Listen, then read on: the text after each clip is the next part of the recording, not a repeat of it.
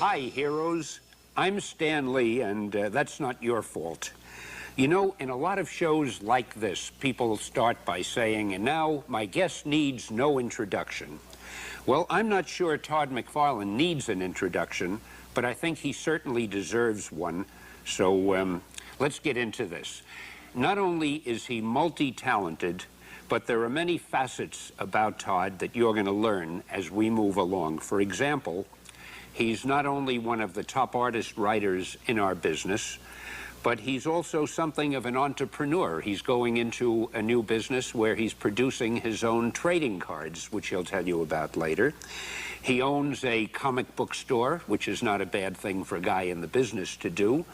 He's a baseball player. He used to play, and I think still does, with a Pac-10. I'm sure a lot of you know what that means. He explained to me it's 10 teams in the Pacific League. And on top of that, he's one of the most dazzling talents in the comic book business. And now, since I've given him that magnificent build-up, I'm sure that he'll be real nice to me and be an easy guest to interview. And without further ado, because I don't have much ado to spare, here he is, the one and only Todd McFarlane. Hey, Stan. Hiya, Todd. Hey, you sound just like my mom. Listen, Todd, Yep. What I want to know is, before we get to the heavy stuff, you look about 12 years old. Thank I know you. you're a little older than that. But what about your early years? What about before you started in comics? Because so many people have asked me, hearing I was going to do this video cassette, how did he get into it? What was he like as a kid? How did he learn to draw the way he does in such a short period of time? Actually, I think that I'm probably different than most of the guys that I admired when I was growing up, in that I didn't start collecting my first comic book till I was 17. So I was probably grade 11 or 12. Most guys seem to, you know, have read comic books since they were 5. I mean, we all had comic books as a kid. It wasn't like going to be an occupation of mine. So at about 17, for some reason, at that point, I was collecting trading cards, baseball cards, living down in Southern California. And one day, all of a sudden, I walked into a store, a corner store, plunked down my $2 and came home with 6 comic books. And because I'm kind of a fanatical kid, within 2 weeks I was collecting every single comic book that was out on the stands. And it kind of gave me a focus to take my artwork. I'd always been doodling, and just like anybody else, in drawing since I was 5, I can remember, but I had no focus with it. And I think a lot of the kids out there, you know, that's one of the problems that they have. They can't seem to put themselves in a direction. But once I started collecting the books, all of a sudden I said, well, you start to read so many that some of them aren't that good, and you go, I think I could do a little bit better than this, and you start to get a bit cocky, and you're on your way. So I guess one of the first things you need is some taste. You have to be able to know this stuff is good, this isn't that good, and I'm going to be influenced by the good stuff. I don't even think it's, making that kind of judgment's pretty, I think you got to get cocky is what you got to do. I mean, because you got to think that you're better than a professional at that point. And if you don't, then there's no reason to do your samples. What I try to tell the kids is really, when you're going to do the samples, yeah, don't really look at the good guys all that much, because they break your heart, because they do things that mind boggle you. You know what I mean? So take the guys and try and redraw the stuff from the guys whose stuff you don't admire a lot of, because then it looks like, yeah, I'm better than that guy, I'm better than that guy, because if I'm redrawing Jack Kirby or Neil Adams or John Byrne stuff, I can't do that stuff, and I'm just going to get disappointed. So then actually what you're saying is the opposite of what I said, that you're better off looking at the guys who aren't that good, because that'll give you more confidence. You know you can do better than they can. Right, exactly. Of course, in your case, though, what about when you first started? Certainly, when you were 17 or 15 or 14 or 11, you weren't better than these cartoonists then, but you must have known at some point you'd be able to be as good or better. I think what ended up happening, I mean, the way that I taught myself, and I know I drive some of the older guys a little bit crazy, but, you know, they say draw from life and go and look at the world and stuff. I tell the kids the opposite, you know, draw from comic books. And the reason is because the things that make comic books cool, in my opinion, are things like big laser guns, those monsters that are drooling and got big fangs on them, you know, guys that got capes that are 47 feet, like you can't see that in life. So, but those are the kind of things that visually make things entertaining to look at. So I always tell the kids, look at the comic books, but what I would do is I would just take like arms, and I draw arms for like a week. till I kind of had it figured out what an arm looked like. Then the next week I'd try to teach myself how to draw kneecaps, and I just, after about 2.5 months of placing all the pieces together, I kind of had a body. And then after that point I had to like actually start to turn the body and try to do storytelling and go to the next level. So it was kind of a slow process for me. Well, when you were drawing the arms and the bodies and so forth, where did you get them from? Did you take them from your own arm, or did you look at other drawings of arms, for example? I mean, there's certain lines that are on comic books that you got to kind of place. I didn't really study muscle magazines, which a lot of guys do. And the reason is because I think that some of the guys that draw perfect can't really put the superheroes into certain poses that make them look dynamic. I mean, Jack Kirby, if he had put all the, kneecaps in the right place, couldn't have done those great poses. You know, he needed to be able to warp the bodies around. But from my perspective, no, I watched, the one thing that I watched was teachers' hands. When I went to college, people used to talk and go like this. And the one word advice I had, they said, if you can draw great expressions of faces and great hands, the rest of the body doesn't really need to be there, because you can do a dramatic shot by going, a guy gritting his teeth and going like this. That gives a lot of emotion. So I watch people's hands a lot, and that was about the only thing I was conscious about. That's interesting, because I always used to feel the hands and the faces were absolutely the most important two elements to get excitement and interest and drama in a panel. And we used to say to the artists years ago that you've got to make your characters look excited, because if they don't look excited at what's happening in the story, how can you convince the reader that it is an exciting incident if the characters participating look calm? So we always try to make the hands tense and the faces wide-eyed and the mouths open. And sometimes you can get two artists drawing a strip, and this is something you're so great at. Every panel you do looks exciting. But you can take the same story and let one artist, for instance, if somebody is supposed to be frightened, a monster is coming into a room, and you could have the person like this, oh, there's a monster. Or you could draw her or him like this, ah, a monster. Well, which one would you want to read, if you saw those two drawings?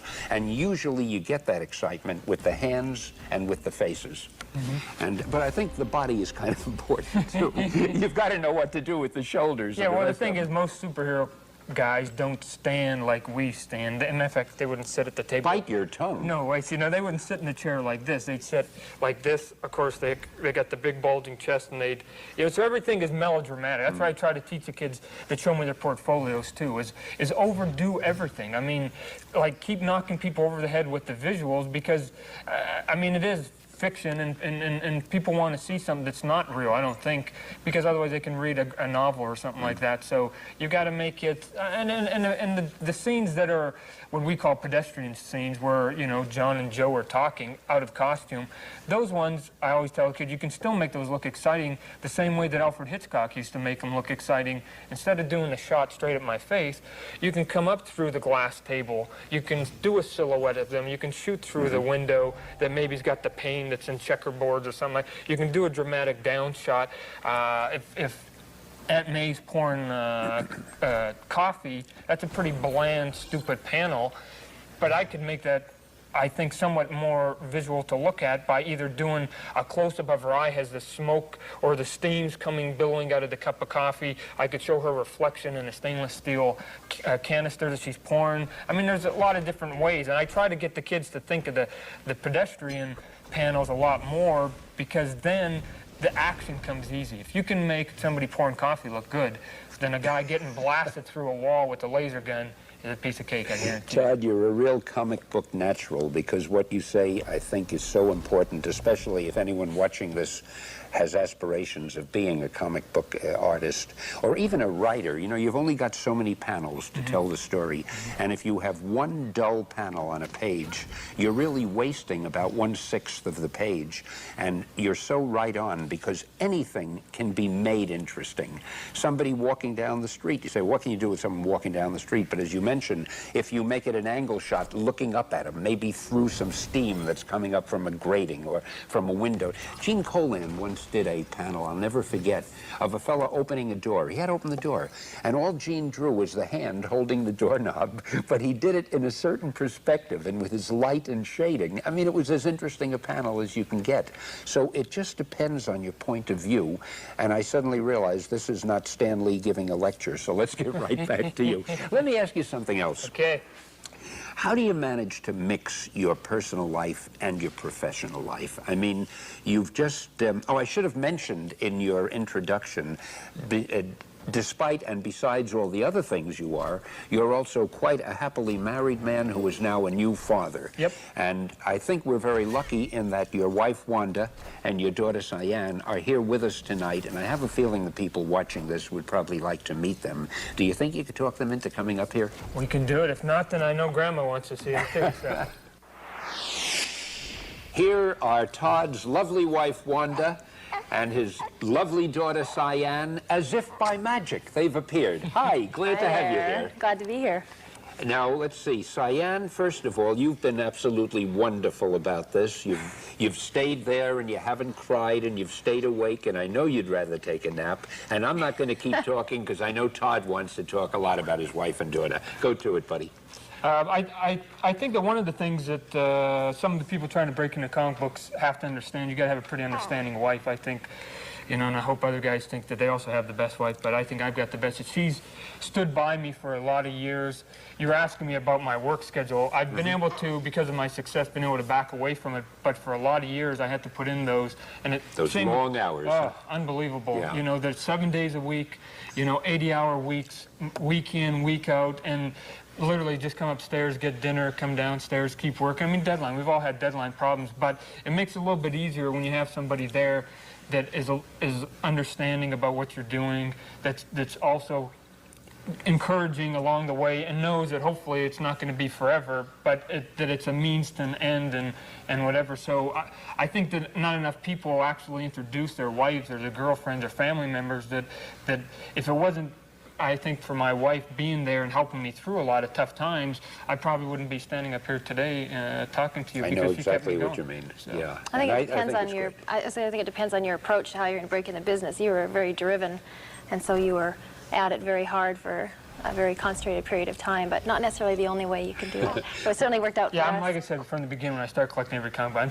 psychotic. When I put my nose down, I become obsessive with things. Well, Wanda, what does it feel like? What does it feel like to be married to a guy who is that obsessive about something? And I might add, that's successful at it. I mean, it's a whole new career. You're in showbiz. It is, yeah, and it's funny because where we live, people don't pay much attention. Vancouver, right? Right, Vancouver Island. People don't really pay much attention. There's the odd kid that's a collector, and they're very excited when they meet him, but it's such a different world when you go to a convention or something like this, but particularly a convention where there's hundreds of kids lined up, sometimes thousands, to see him, and I just look around and go, wow, this is very strange. It's a good feeling, though. It is a great feeling to see the people. How does Cyan react to all of this? Well, this is brand new for her. She's just 6 weeks old today, actually. I think and that's great. But see, I'm already working on her because she could possibly be like, kids want to know whether there's going to be a Spidey baby.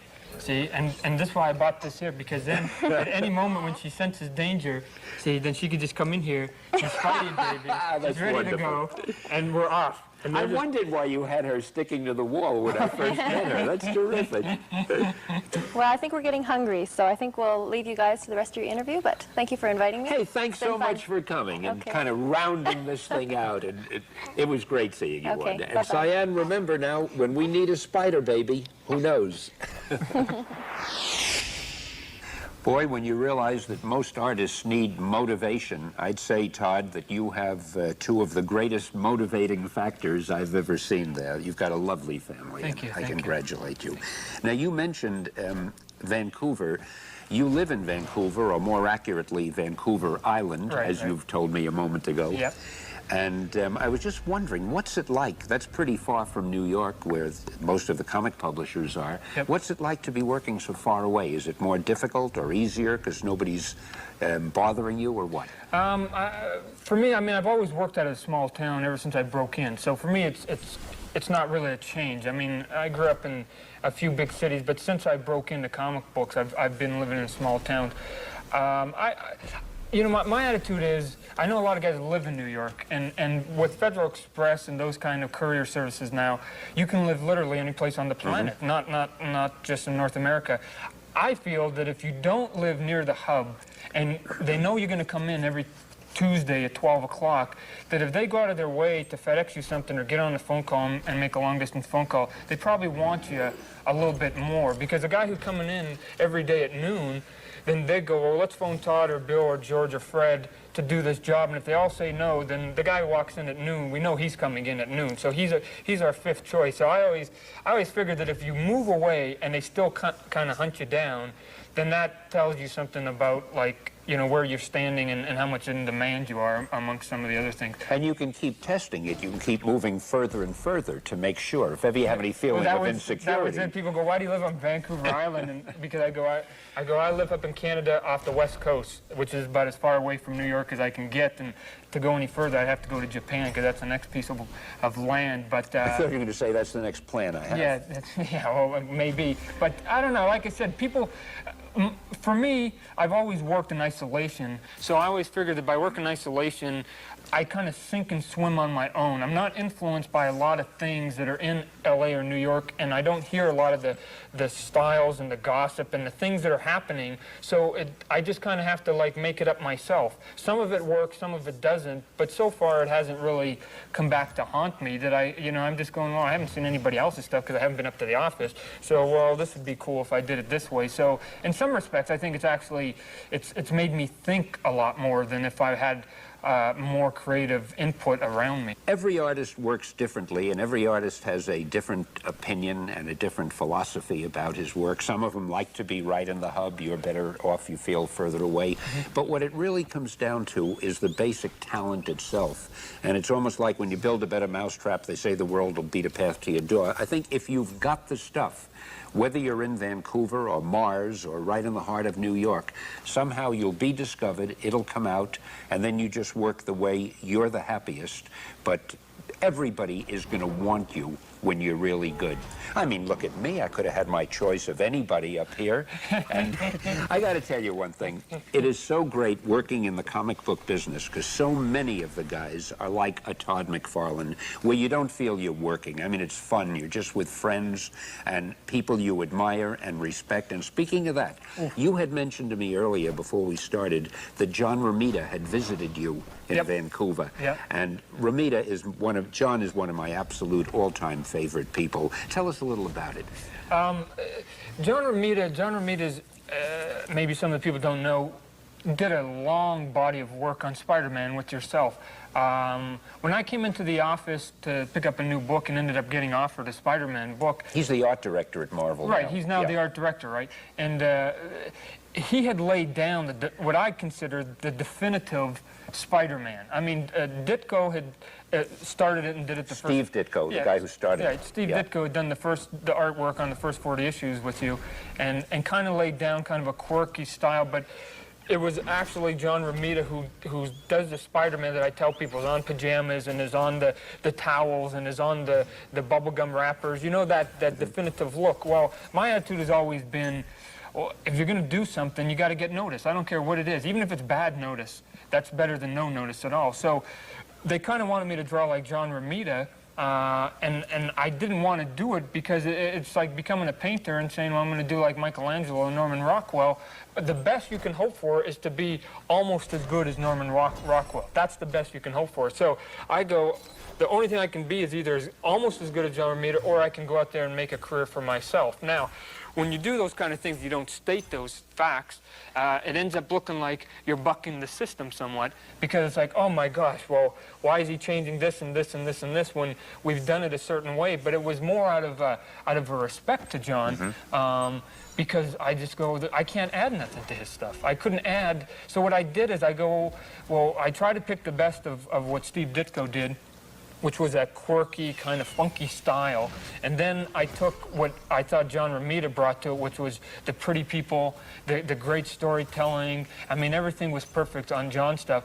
Kind of meld the two of them together and mix in like a 90s flair with it and kind of spit it back out on the page. And it seemed to work. I mean, it seemed to work. I mean, I made a couple of cosmetic changes with the eyes and with hairdos. And you made the eye space is about 10 times bigger, the whites of the eyes. Yeah, but again, I mean, those are kind of things that when you get on a book, you have to kind of get into it and go, well, Spider-Man. I always felt that some of the guys at a certain point always made it Spider-Man, emphasis on man. And I know he's actually a man and stuff, but my attitude is quite the opposite. Once he throws on the costume, he doesn't have to be able to, his joints can bend, and you know what I mean? He doesn't I put him in impossible positions. You played up the spider part. Right, so I do Spider-Man, and I put him in the positions that people go, a human being can't get into it. And I go, you're right, a human being can't, but it looks cool, you know? I mean, you turn the page, and it's like, wow, look at him hyper-extended here and triple-jointed there, and they got webbing all over the place.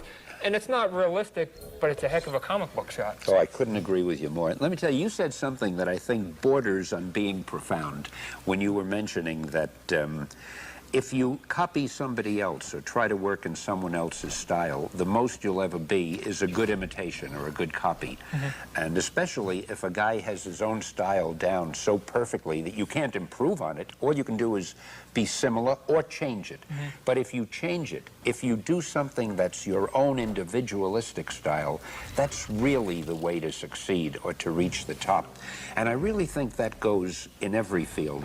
If you're an actor, you won't get anywhere by imitating a Robert De Niro or a Marlon Brando. You've got to get your own style and your own thing. Right, well, I mean, something like okay, in John Romita, I went up there, and a couple of times he sat me down, and I always tell people, if you go up to Marvel or you go up to DC comic books, to talk to people like Dick Giordano and to John Romita, who've been around for years, and they don't tell you to draw. I rarely tell a kid to draw better, because if it was that simple, I'd walk into the office and they go, draw like Michelangelo, Todd. And so I can't draw like Michelangelo, so I'm not going to tell a kid to go out there and draw better. What I can give them is the same advice that Dick Giordano and John Romita gave me, which is the technical side of it. This is how you do establishing shots. This is how you move characters in and out. This is how you do this. Maybe be on the lookout for these 5 points, and all of a sudden, when I walk out of there, I'm now aware, the next time I do that page, I'm now aware of 5 new things. If nobody ever tells you about it, you're not aware of it. So the more things that you can make people aware of, the better. Now, if they say the introduction is show the establishing shot of the outside of a house, that can be done 1,000 ways. A guy maybe who doesn't have quite that much talent or is young and whatever, he might just do a nice standard bland shot, but somebody else might shoot it through, let's say, a bunch of trees. There might even be a spider web in the trees, and then you can see the silhouette of the shack through. I mean, and I'm just going from, or, you know, a down shot in between, like birds fluttering around or whatever it is. Well, as you were mentioning before, it's a case of taking something and being able to make it interesting. Right. And it depends on how you present it. And I think, again, that's one of the differences between a really top comic book artist and just a good artist. You know, there's an artist named Alex Raymond. You probably know his work. He used to do Flash Gordon, and he was wonderful. But then he did Secret Agent X9, I think, and he did Rip Kirby newspaper strips. They were the most beautifully drawn strips you could ever find anywhere. And he was an artist. All the artists used to use him for reference if they wanted to know the correct way to draw a hand or a figure or a smile or anything. But his work never, when he did Rip Kirby and Secret Agent X9, I think he did another, I've forgotten, it didn't really catch the fans. It didn't meet with their approval. Nobody got excited about it. It was so perfect and photographic and well drawn, but it had no excitement and no quality, which he did have when he did Flash Gordon. Right. Well, even like Bernd Hogarth, who did Tarzan, did the perfect Tarzan, and Tarzan was a beautiful. There's a lot of guys out there that you got to find your perfect niche. anatomy, and they do everything perfectly, but there's no excitement. Yeah, and superhero comic books, like I said before, I think superhero comic books are over-exaggeration, melodramatic. Everything has got to be the perfect stuff. only works on the odd occasion, and otherwise everything else has got to be pompous and a lot of glitz and whatever. Now, it's up to the writer to throw interesting stories in there, make the characters interesting, but while you're making Aunt May or whoever interesting while she's pouring coffee, I don't care really what you're putting in verbally. All I know is that you got to bring across these 4 points of information so that the comic book will move. But I'm just not going to show you a headshot of her talking while you're making that information. I've got to make it visually interesting, like you're saying, whether it's a close-up of her pouring the coffee and her reflections in there. You can give me the information, but I still have to make it look visually. As a matter of fact, we could be doing a voiceover on it. Somebody might be talking about their past life, and I could be doing something completely different. But you know, it's all part of your personality. Now, take you right now. You're sitting here and you're talking about whatever you're talking about. I've been paying no attention, so I don't know what it is. But you're doing it with expression, you're doing it with emotion, and you're actually doing it with a little bit of excitement. Now, I could be sitting here with some other guy who'd be saying, yes, well, I wake up early in the morning and I go to my board and I draw, and after 2 minutes, the audience would be asleep or they'd get their money back from the tape. Now, this tape, I guarantee, people are going to save it, and it'll increase in value and it'll end up in the Smithsonian. But what I mean is, it depends really on something inside of somebody, how much personality they have. And to me, it's all show business. Everything is entertainment, whether it's comic books or writing novels or being an actor or being a screenwriter or whatever it is. You've got to find a way to make it exciting, and I think you are one of the top people who have that ability to do it. And I was just wondering, how would you, well, I think you have explained it in a sense. Even if you take somebody pouring a cup of coffee, you will find a way to make it exciting by the reflection of the cup or by the angle or the perspective, because you can't see it in a dull way. You know, it's got to be exciting. Right. Well, the one little story that I tell the kids that they seem to like is, and I usually do this when I'm at a convention or something, I got the whole crowd there, is my whole essence of what comic books is I could take a character like Thor, and I could make a poster of him picking his nose, and the kids would buy it. Now, I usually get like a little bit I'd say it would be a collector's item. Yeah, well, and they laugh, and they go, there's no way. I mean, he's picking his nose, there's no way you can do it. And the way you can do it is by doing all the things that make comic book interesting.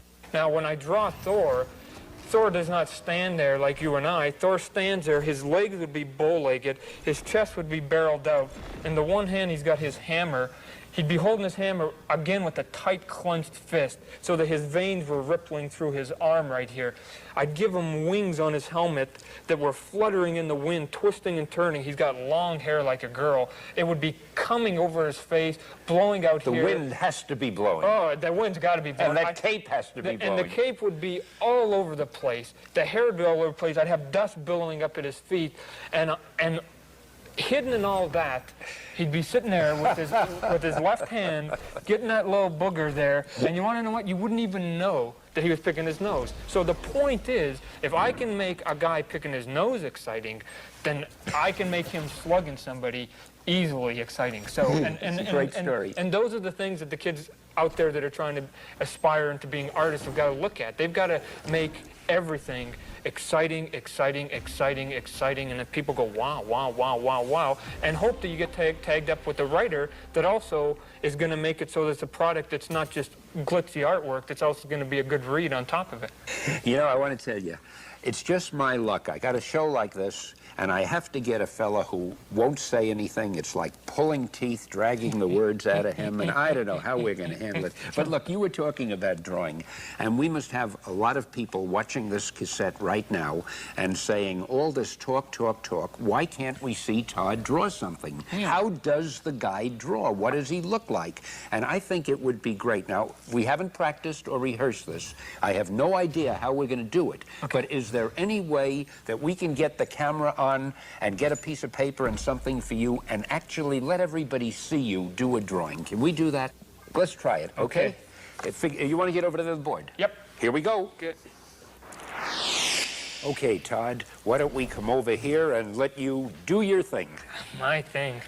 Okay, one of the first things that I try to tell kids to do, this would just be the Todd McFarlane, how to do comic books, and then I'll get into some of the technical things. And one of the things is that if they say we got, let's say, Spider-Man swinging over the city, I've seen 100 times, now this isn't going to be that complicated, but I've seen 100 times done before. Here, we'll make Spider-Man here.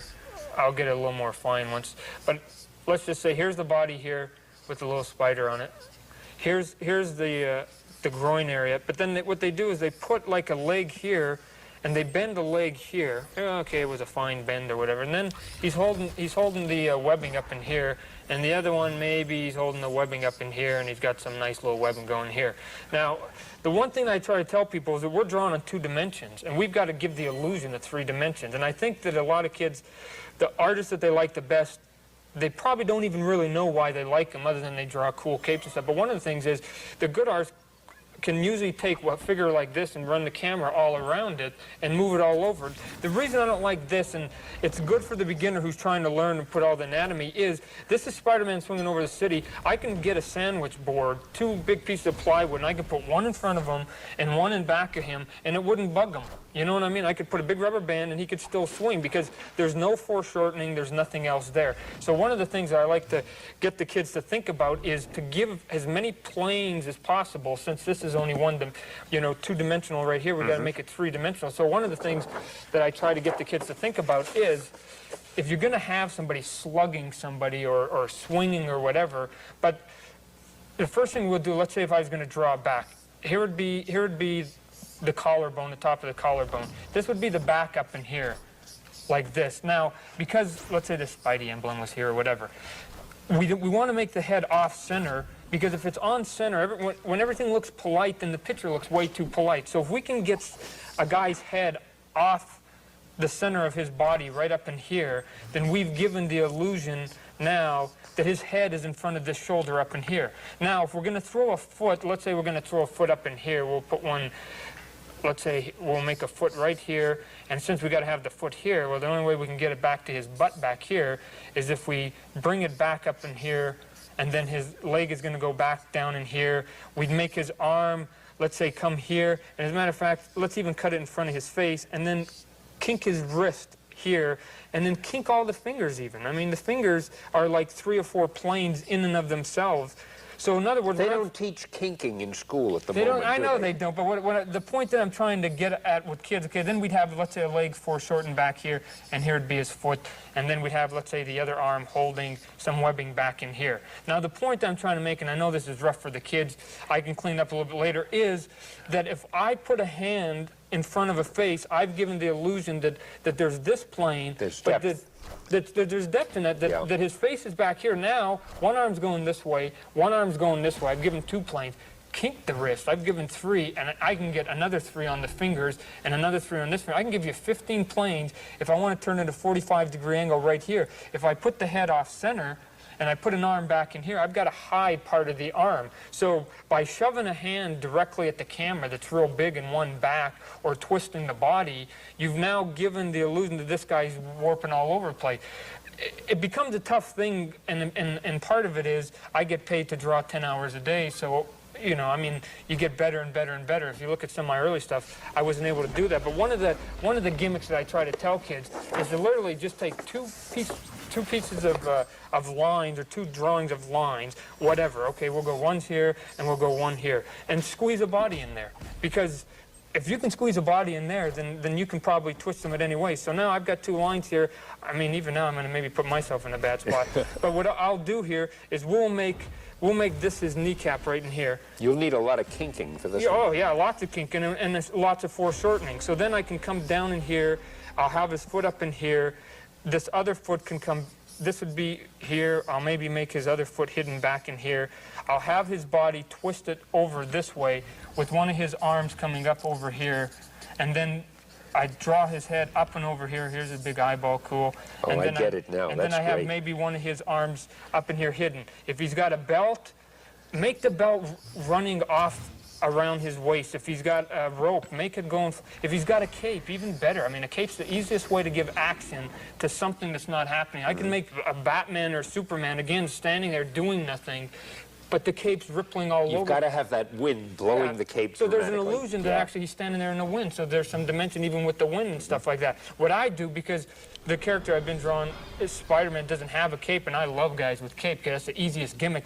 As a matter of fact, you don't even have to know anatomy, because what you do is you kind of put the cape over the leg. That's why Batman's easy to kind of draw, because you just cover the body through a couple Anything hands. you're not good at drawing, you cover with the cape. You hide it. Oh, yeah. So from the very beginning. But because he doesn't have a cape, what all I can do is do, let's say, a spider web. So if I'm going to do a spider web, I'm not just going to have this nice, pretty spider web. I'm going to have the spider web come here, hidden behind a leg, twisted upon itself, just like a rope, coming back up in here, and then maybe even wrapping back up and around him up in here. So now, even the illusion I've given of depth with the spider web helps to all the different ways that I've twisted and I've contorted the body.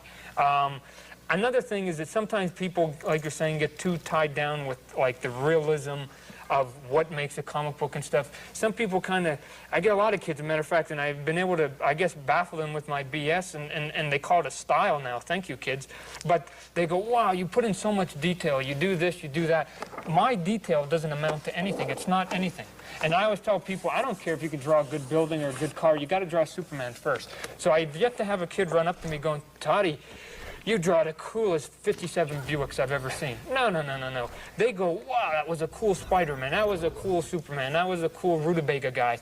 And if you can draw a good Buick 57 behind them and a good building and a good tree, all the better. But I've seen guys that can only draw good superheroes and can't draw a very good Buick 57 and they're still great artists. Let me ask you about the webbing. Aren't you the first guy to make a work of art out of the webbing? I mean, to start making the webbing look as if it was three-dimensional?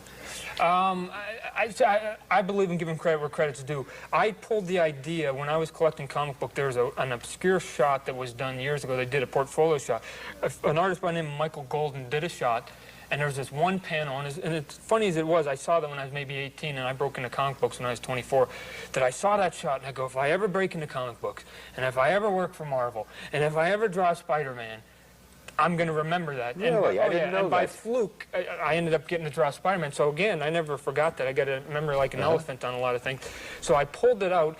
Now, Michael Golden did the first version of it. The only thing that I can take credit for is that I popularized it. You know, I did it so much.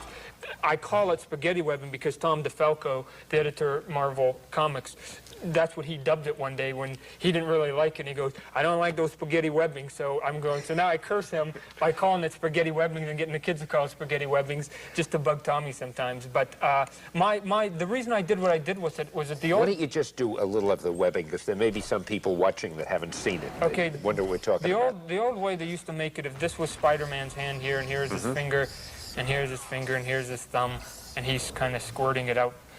The way they used to do it was just lines like this, right. And then they used to kind of put X's in it. And it worked for years and years and years, but the only thing about this is if I try to shoot that towards the camera, again, with the plane, all you get is bigger X's, you know, and I couldn't use it. So I go, oh, I got to come up with a way, and I remember the way that Michael Golden did it, that I can actually shoot it towards the camera and it doesn't lose what it's supposed to be. Now, I'm kind of psychotic, again, with the way that I do the webbing. If you actually look at one of my drawings, it's continued. There's one strand that literally continues from beginning to end. Most people probably don't follow it, but that's what comes laborious. And what I would do is I'd come in here and I'd give it about 2 or 3 strands, and then I come in there with one single strand here and I'd wrap it. Again, by wrapping it in and out, I give illusion even to something as stupid and as trivial as the webbing. Then maybe I'd come in here and I'd maybe give it 2 or 3 ropes, and whenever you wrap something, it doesn't necessarily mean they're all up. I can give one down, one big, one small. I continue the webbing in between here, bring it down here again, and then bring this back around up like this, and so on and so on. Sometimes it takes me 2 hours just to do the webbing in one page, and I hate myself that I started doing this because I can't go back now, because if I don't, then the kids are going to say, you're getting lazy. But in a lot of terms, I think it's good, and one of the things I try to shy kids away from, too, is I go, I can draw 2 books, I could draw 3, I'm fast. I believe you should do 1 dynamite book instead of 3 average books, because in the long run, it's going to pay off for you. Couldn't agree with you more. And what ends up happening is people sometimes water themselves down, and so could I draw this a faster way? You darn right. I could cross the lines. I could do this. I didn't even have to draw this. This is a heck of a lot faster, XXXX. But I figured if I did something that was a little bit different, again, my career was budding. I had to let people notice me so that I get another job, is if I labor over this today, down the line, I think it will pay dividends down the line. A lot of people seem to be short-sighted on a lot of things. So How does it feel to know that someday in the future they'll talk of you as the man who popularized three-dimensional perspective webbing? I mean, boy, that's a distinctive trait. Nobody else will have anything like that. well, I guess the one thing that would be nice about it is I wanted to do a body of work on Spider-Man, and I felt that that Steve Ditko, who we were talking about earlier, and John Romita both were on the books long enough that they did a body of work, that it would be nice, if nothing else, that 25 years from now, when they throw out 2 or 3 or 4 or 5 names on Spider-Man, on the artistic side of it, that maybe my name might also be in there, because I added something to that character. You know what I mean? Well, you that certainly maybe something, that maybe something will be there that somebody can come along. On the downside, I hate to say it, Stan, on the downside is, because it becomes so popular, a lot of the people following now in the Spider-Man steps were they wanted me to draw like John Romita, and I said no, again, out of respect. If I was younger, I probably would have done it. But again, I was at that cocky stage going, no, I want to do it my way or the highway. The kids are now starting to come in there and starting to draw it their own way, and I'd like the costume kids, just because Todd did something popular or whoever else, do it your own way, because you might do something that might be 10 times more popular that nobody's thought of yet. And if you just keep emulating what's been down, you're never going to come up with that one that we go, oh, why didn't I think of that first? I think that's probably the most important thing that we've been saying and you've been repeating during this particular show, and that is to do it their own way, whatever they do. Do it the best they can in their own style, because when you copy someone else, the best that you can be is a good copy. Mm-hmm. Now, I'll go over a couple of the techniques that some of the kids can get out of some of their drawings. We've got a few pages here that I can show. Excuse me, I just thought, can you imagine someone saying, yeah, so this is this guy Todd McFarlane, that great artist, this is what he draws, and wondering. Those are those Pictionary drawings, you know what I mean? You got to be in and out of there in 10 seconds. One of the things that I want to show to kids is, as long as you give a good establishing shot first, you can buffalo your way through any other page. Mm-hmm. So, in other words, if I'm going to have a guy flying through the air, here he is flying through the air, and he's looking really majestic, dun, dun, dun, dun, dun, dun, dun, dun, and he's flying here again in perspective, kids, let's not do it, and he's zipping 100 miles an hour, wang, wang, wang. I don't know that he's flying in the bathroom or where he's flying. The easiest thing I tell kids, if he's flying, let people have no doubt where the person is. Easiest thing to do, zip, zip, zip, zip. We got clouds. Instantly puts them in the air. Better yet, throw a bird in there. And as a matter of fact, kids, don't throw the bird here. Throw a couple of small ones here, and then maybe throw a big one that might actually cut in front of the guy here. So then again, you've given the plane that there's depth. Even with the birds, there's depth there. Do your buildings here, and I always say do sliver backgrounds. There's 1,000 ways to do it. All you got to do is throw a little bit of a sliver of a building here, couple windows, and now, I hate to say it, but there's no doubt, I don't care how blind you are, that this guy is not in the air. You got clouds, birds, and buildings. Well, of course the guy's up in the air. Once you ground him, then you've also got to do the same thing. You've got to ground him by showing something. Maybe the tree is behind him that's taller than him. Maybe the building is there, so a window's on top, and maybe a car is parked in front of him. The chewing gum wrapper on the sidewalk. Yeah, anything that does it. Also, the other thing, too, is when you're moving people in and out of like a room, you want to move them in and out of a room in such a way that there's no, my first panel should be, if I'm going to show them, here's my first panel. Let's divide this in half. My first panel is there's 6 or 7 people talking in the living room. First thing is, well, what living room? Well, of course, we've got to have the house here. So here's the house. And I know this is breaking your heart, kids, that this isn't really detailed, but we got a time thing here. I've got an establishing shot with the house. I next go into, okay, I'll do a little bit of a down shot. I'll do a down shot here of some of the furniture and some of the TV or whatever's there, and then I'll establish the people standing, maybe one standing here and a couple are sitting and whatever else. If somebody comes in or out of that room, you've got to show them. So, and you don't have to show them by literally the guy's turning the knob, walking in the door. If this person right here is pouring coffee, you can easily do it by, here's the person still pouring the coffee with the big smile on their face. Hi, how are you? Still pouring the coffee. Here's the coffee mug here. Still pouring it. Here's the billowing smoke. Looks really cool. Kids like it. And over the shoulder is the door, and you see the person walking in right in here. So it doesn't have to be so blatant that the guy's walking in. And that can be done if somebody says, excuse me, I got to go check something, that they can walk out.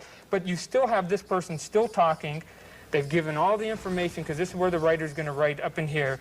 But you still have moved the action so this guy is left, even if it was behind their back. And by showing him pouring the coffee and establishing that he's pouring coffee there, you've given a continuity to it, so it doesn't look as if it's just broken continuity. And one thing that you've done without thinking, because it comes instinctively to you, you've put this small, even though this is small, you've put it right in the center of the panel in a place where the eye will go to it. You've kept space around it. You've got a curved line there. Everything in this panel, which you probably weren't even thinking of, the balloon here, the curved line here, this little bit of detail here, is focusing the eye on this small thing so you can't miss it, small as it is. Yeah, okay. Whatever. It seems to work. It seems to work. I mean, now... But you've got a natural sense of layout, is what I'm trying to say, because the layout is so important.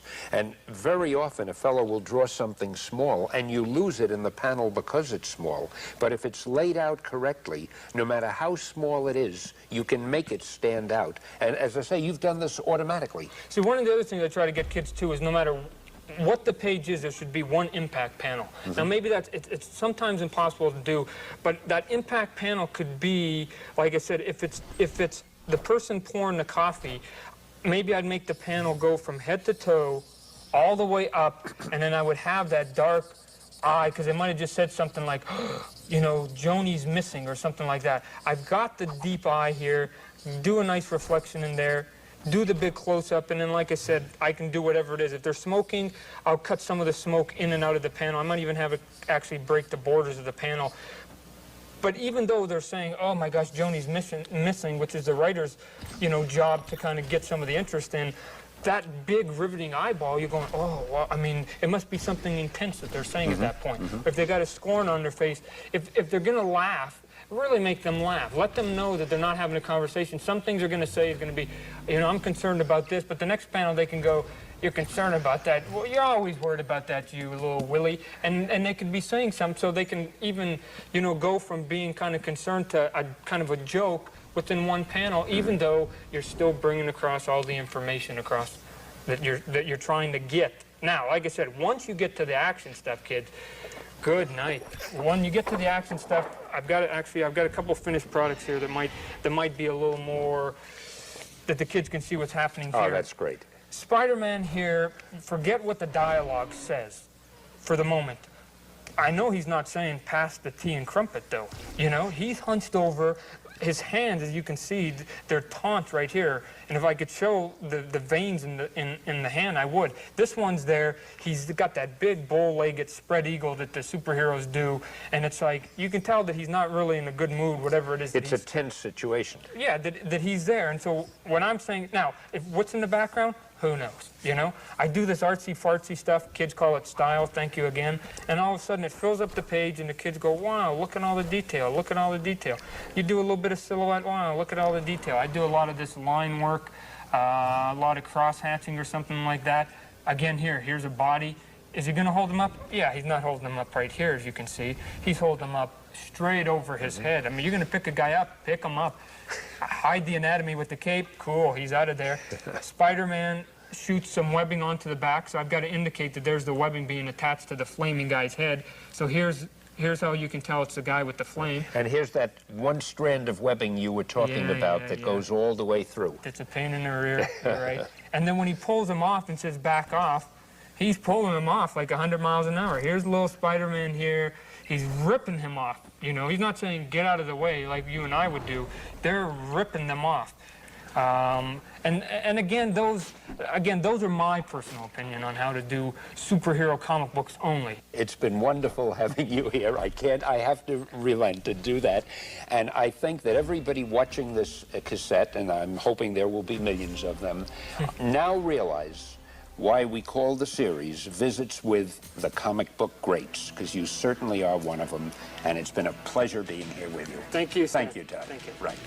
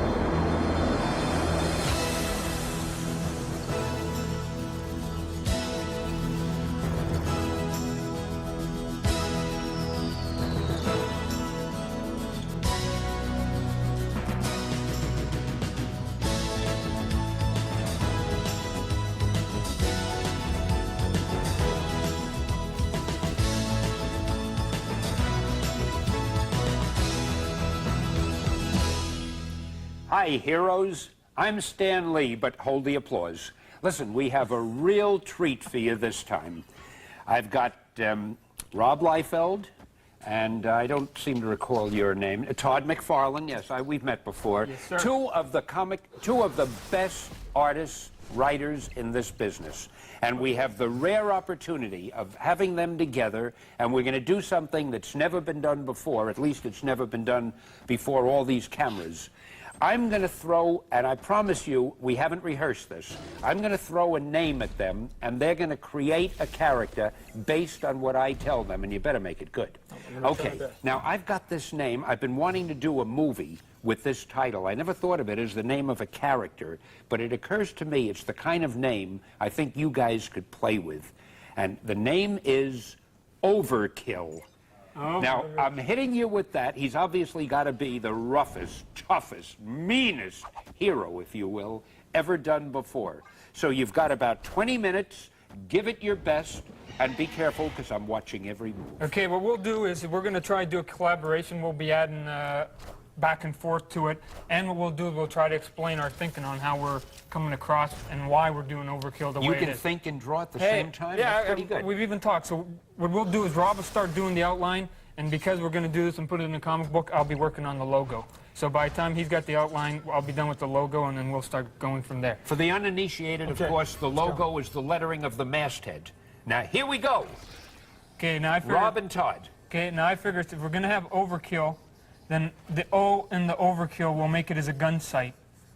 Oh, cool idea. So we'll have the gun sight in here, and we'll have the gun sight come up in here, and then after that I can do the rest of it, Overkill. I'll probably break it up into 2 words. I'll make it over, and then I'll probably maybe slant the word kill on there so that it kind of breaks it up and it's not one long read. Rob, are we going to make him thick, or are we going to make we him... have the this guy is obligatory thick. strong heroic character over there, right? He's got to be a guy. He's got to be huge. Thick neck, broad shoulders. Thickest neck. Are you going to give him the shoulders. usual shoulder pads? I don't know. I'm not real sure yet. What do you think, Todd? I don't know. A Liefeld character without shoulder pads is almost naked. I think if we got to have guns, we got to have... Armor. Armament. Overkill. Armor and armament. Okay. One thing that I think the kids also like is why don't we come in with the kids like chains, you know? Okay, because the let's do chains, chains. besides they look good when they're hanging, if they're hanging down here, he can always pick them up and whip people around with them. And especially if it's going to be Overkill, his equipment's got to be Overkill as well. Oh, heck yeah. Always Okay, remember, he's tough, but he's not violent. Okay, along those lines already, he's got the biggest shoulder pads ever existed. It's like I this, figured he would. This chest plate and right here. Okay, it covers each shoulder and runs across the middle of his chest. Okay, you want to place chains on him? Oh, that's cool.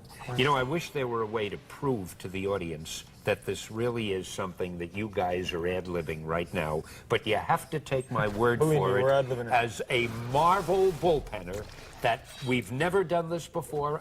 We just decided to do this. We were in the studio, the guys were here, we said we have about a half hour to kill, let's have some fun. This is the first time they've heard the name Overkill, and they're just doing great. This character is really coming forth. I love that masthead. And since your last video didn't go too good, you wanted to call it over-edit, but we're going to call it Overkill. And as a matter of fact, what we could do here is I'd probably make this a blood red right in here for the Overkill. We could even do something if we wanted. I don't have the time and the technology. We could have done something in eyesight in here. We could have had a reflection of maybe somebody with their eyes wide open or something like that. He's going to do the character here, and while he's doing that, I think what we'll do is, just to make him cool for a poster, we'll put some gunshot wounds back into the wall here. Sounds good. Terrific. Okay, what do you think? Should he have hair or should he be bald? I'm Make thinking him bald. He can be pretty tough-looking bald, can't he? Yeah. Oh, I think so. Yep. I think I keep definite telling that sign- to myself as I keep losing my hair. Definite sign of baldness.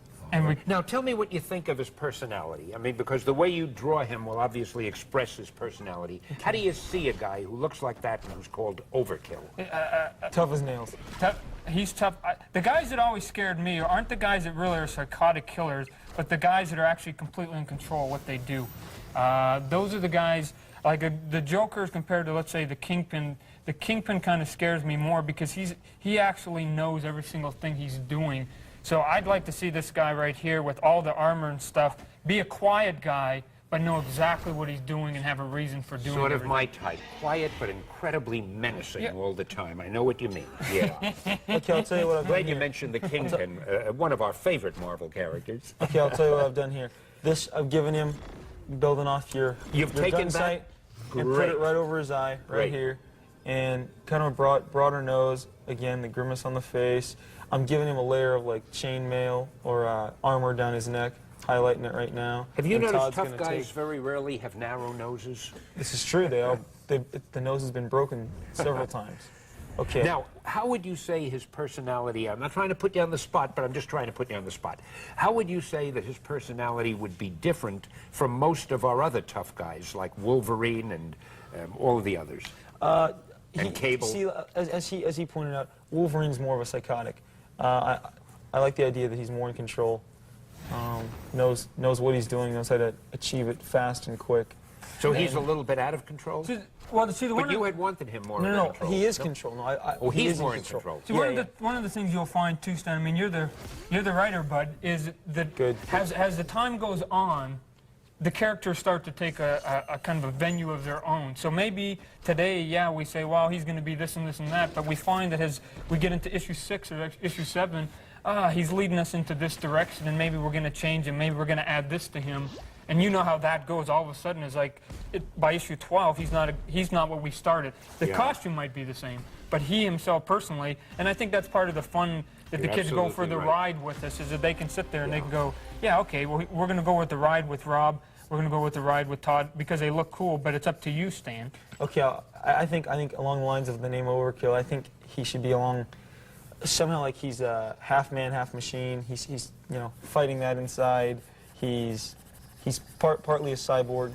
He's a combination of technology and brutality. All right. Ooh.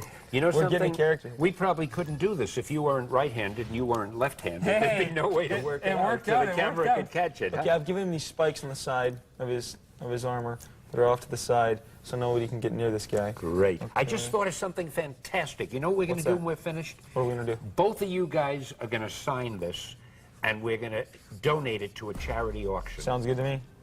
Okay. Because this we're is gonna, really one of a kind. And we're going to put it out on the movie, and like the Teenage Ninja Mutant Turtles, and then we'll fight over it in, in heck 5 yeah. years from now. And then we'll never We'll be in talk. court. That's We'll be in the right. tabloids. Yeah, it's the last thing we need is a lawsuit.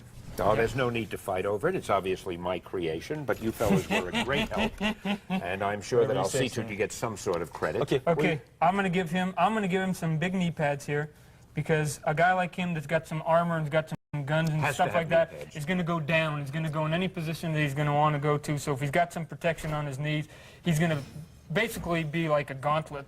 He can throw himself all over the place and not really be injured too much. I know an 11-year-old kid who's a roller skater who has the same Same thing. attitude, yeah, that's right. But so far, you do it great. Define this up right here. So Boy, he looks grim, doesn't he?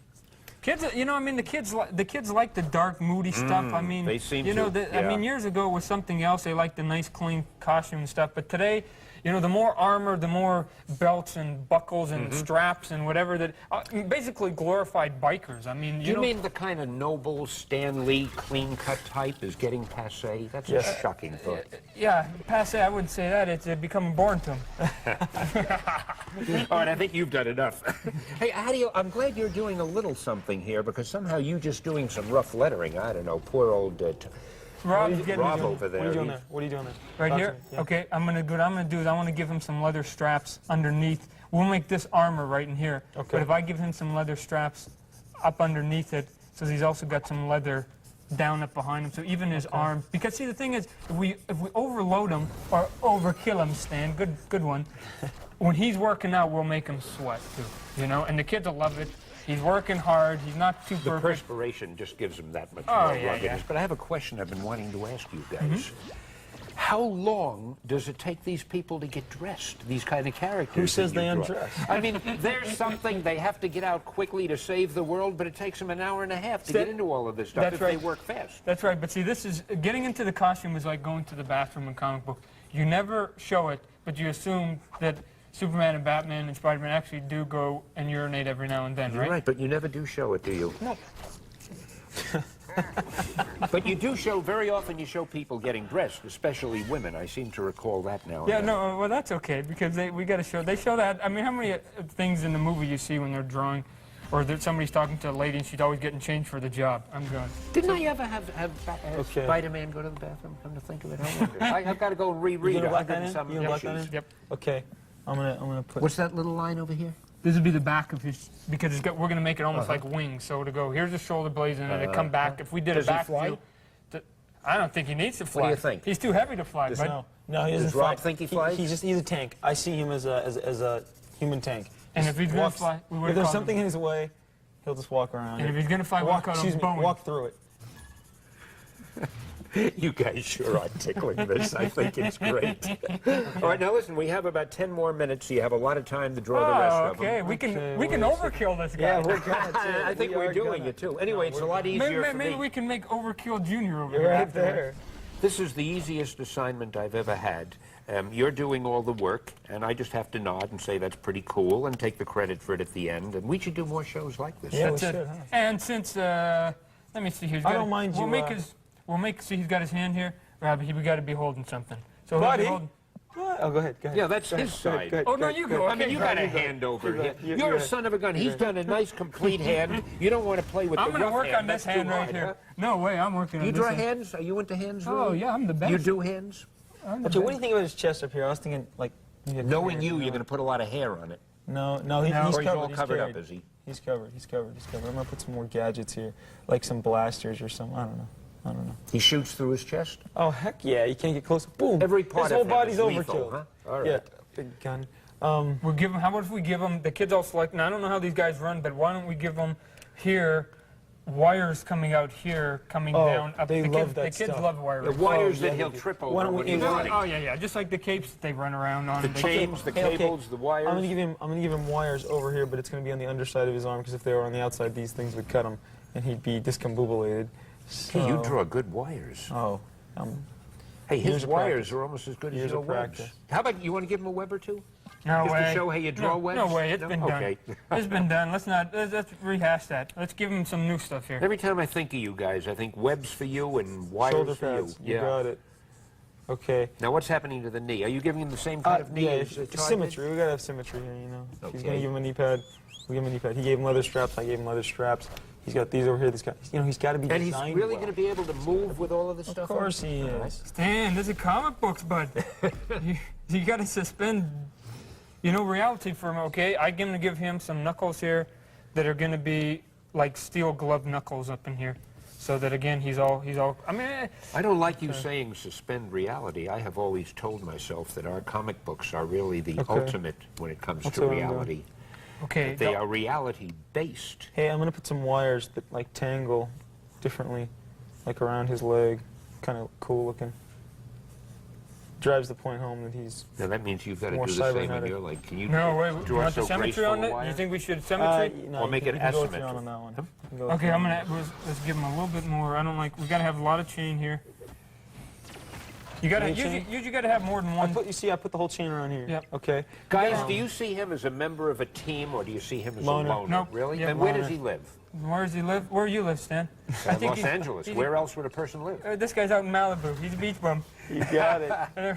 He I know the goes. sun isn't going to do him much good in all that covering. That's it. He gets sunstroke. He goes out and kills people. Well, now, let me ask you another question. These things are vitally important, as you know. Does he have a double identity? Is he really a meek accountant in real life? Who else could he be besides Overkill? Well, I mean, when he takes off all these clothes, is he a 97-pound do you see weakling? him taking this stuff off? By the time he takes Never, it huh? off, then another villain's come in because it took him 12 hours to get it off. He's into the next issue. He's got By to the put it time he back on. takes it off, he's died of old age. I say he works at a gym, like a Gold's gym, because he'd be in such good shape taking all that steel stuff off and on. That's how he got into good the shape. condition he's Works for in, me, works- putting his costume on and off. Okay. How about It's over like here? lifting weights. Give him like a headset or something. Okay. Constant contact. Yep. On one side, see? Yeah. Sometimes, like a lot of people, Yeah. sometimes, even when they design their house and they put stuff up, they think two pictures got to be side by side.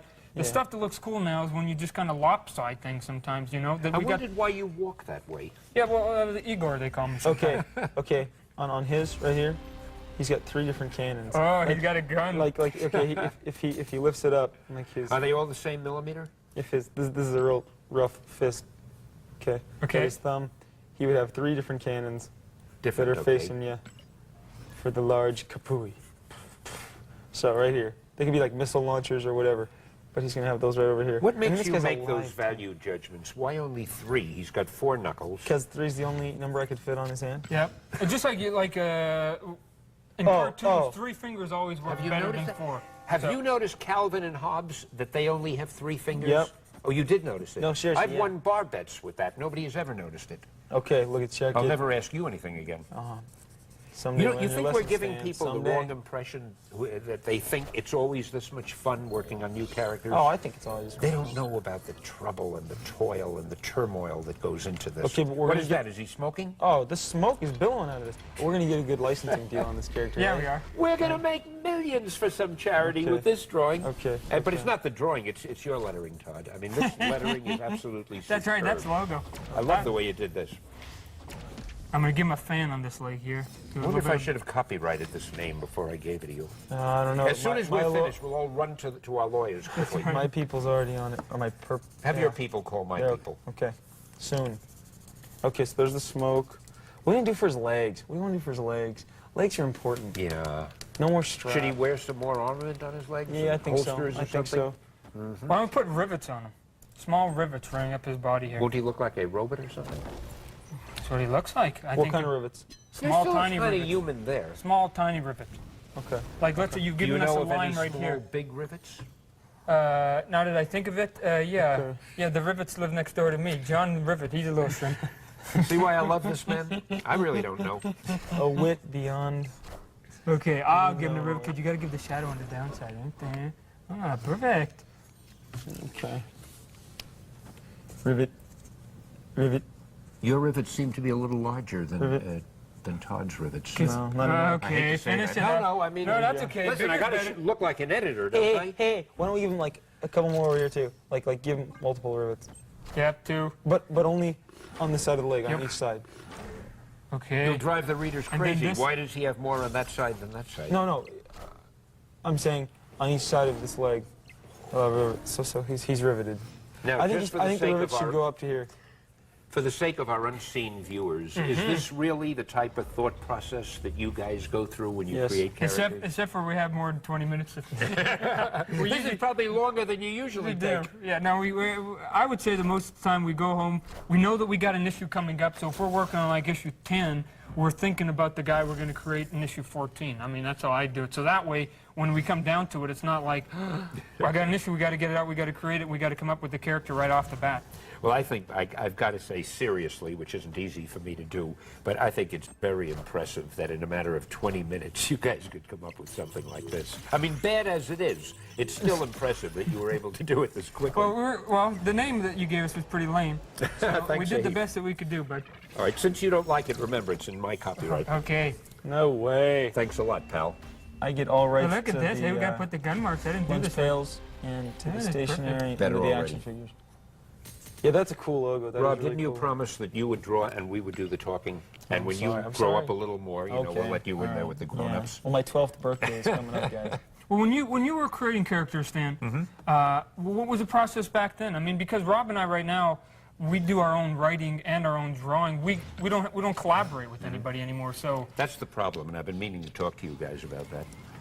No, what I would do is just, as we did just now, I would dream up a name, but then I would write a synopsis of who the character was, what his or her powers were, and where they lived, what they did, what the personality was, and then I would call whatever artist was going to work on it, and I would give it to him and give him a rough idea of a plot and say, go, you know, and turn him loose.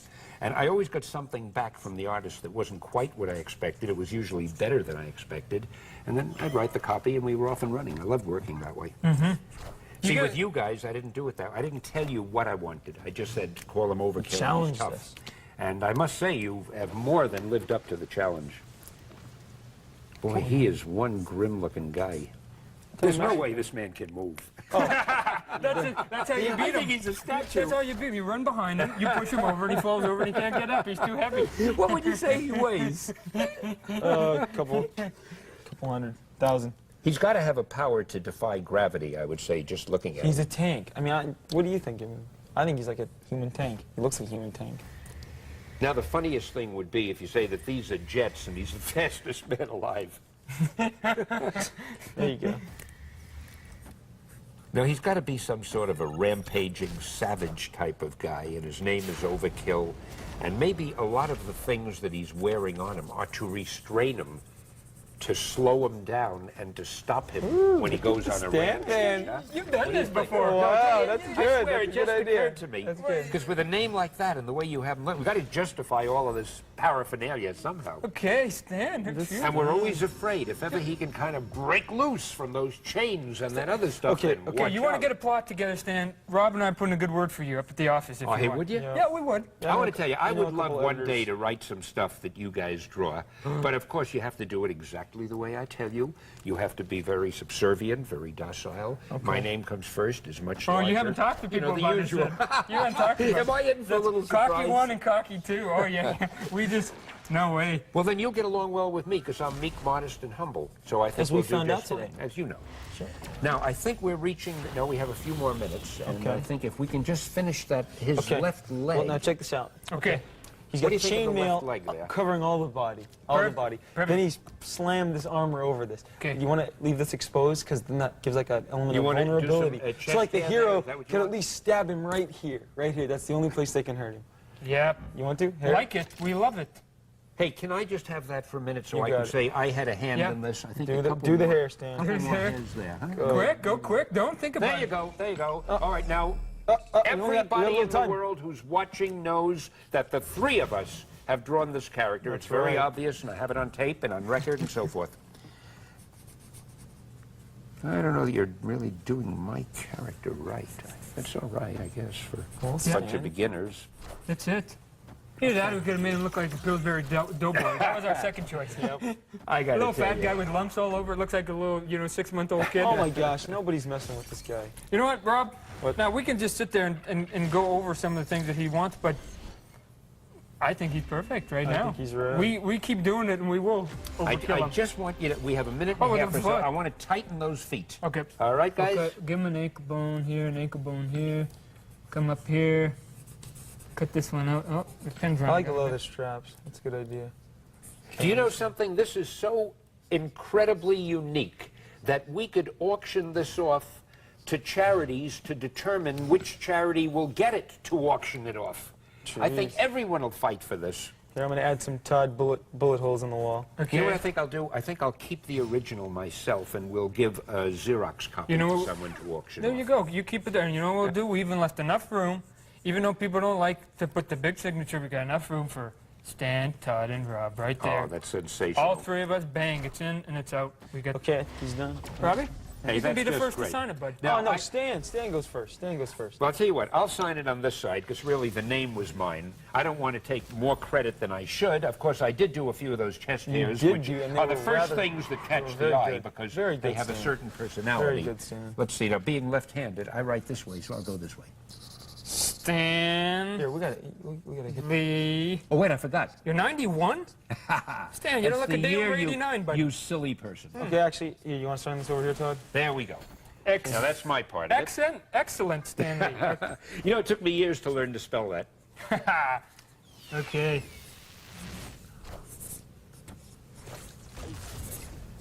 I think it takes you longer to sign your name Heck than draw yeah. a picture. You know? It is. That It is Look at some this. signature. Oh, you're gonna run out of room? Holy. And Oh, look at uh-oh. this. I'm going to put a banner around mine. What? Look at this. We got the... Dun-dun-dun-dun. And we finished right on time, and I've got to tell you one thing. I think that everybody watching now knows why we call this series A Visit with the Comic Book Greats. You guys are terrific. Thanks a million. Stan. Thanks, Stan. Oh, it was really great. I hate giving this away, but I think it'll do a lot of good. And maybe we'll do a future tape sometime where we show people who got it, what was paid for it, No, it's and your we'll do a job. few others. It's your job to peddle this as a movie now. All right. That's right. All right. Well, that's the idea. That's the idea. So we give this to a charity, but I use it to sell a movie on the basis of it. Okay. Okay. And if you guys play your cards right, you'll get a free ticket. Okay. Thanks, Stan. Okay. Good night to both of you. And thanks a lot.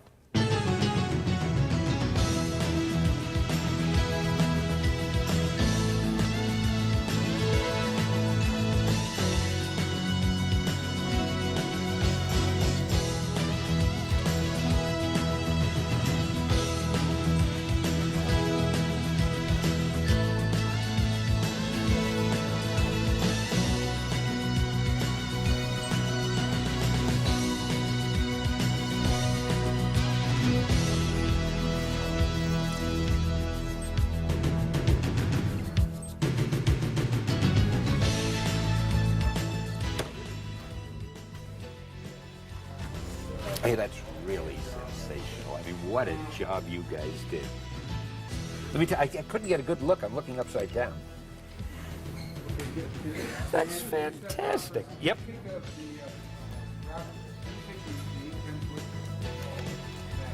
I'm going to step out, okay? Incidentally, you guys have ruined us. We've decided to give up comics and we're going into showbiz. Boys, I think you came out okay? Oh, couldn't have been better.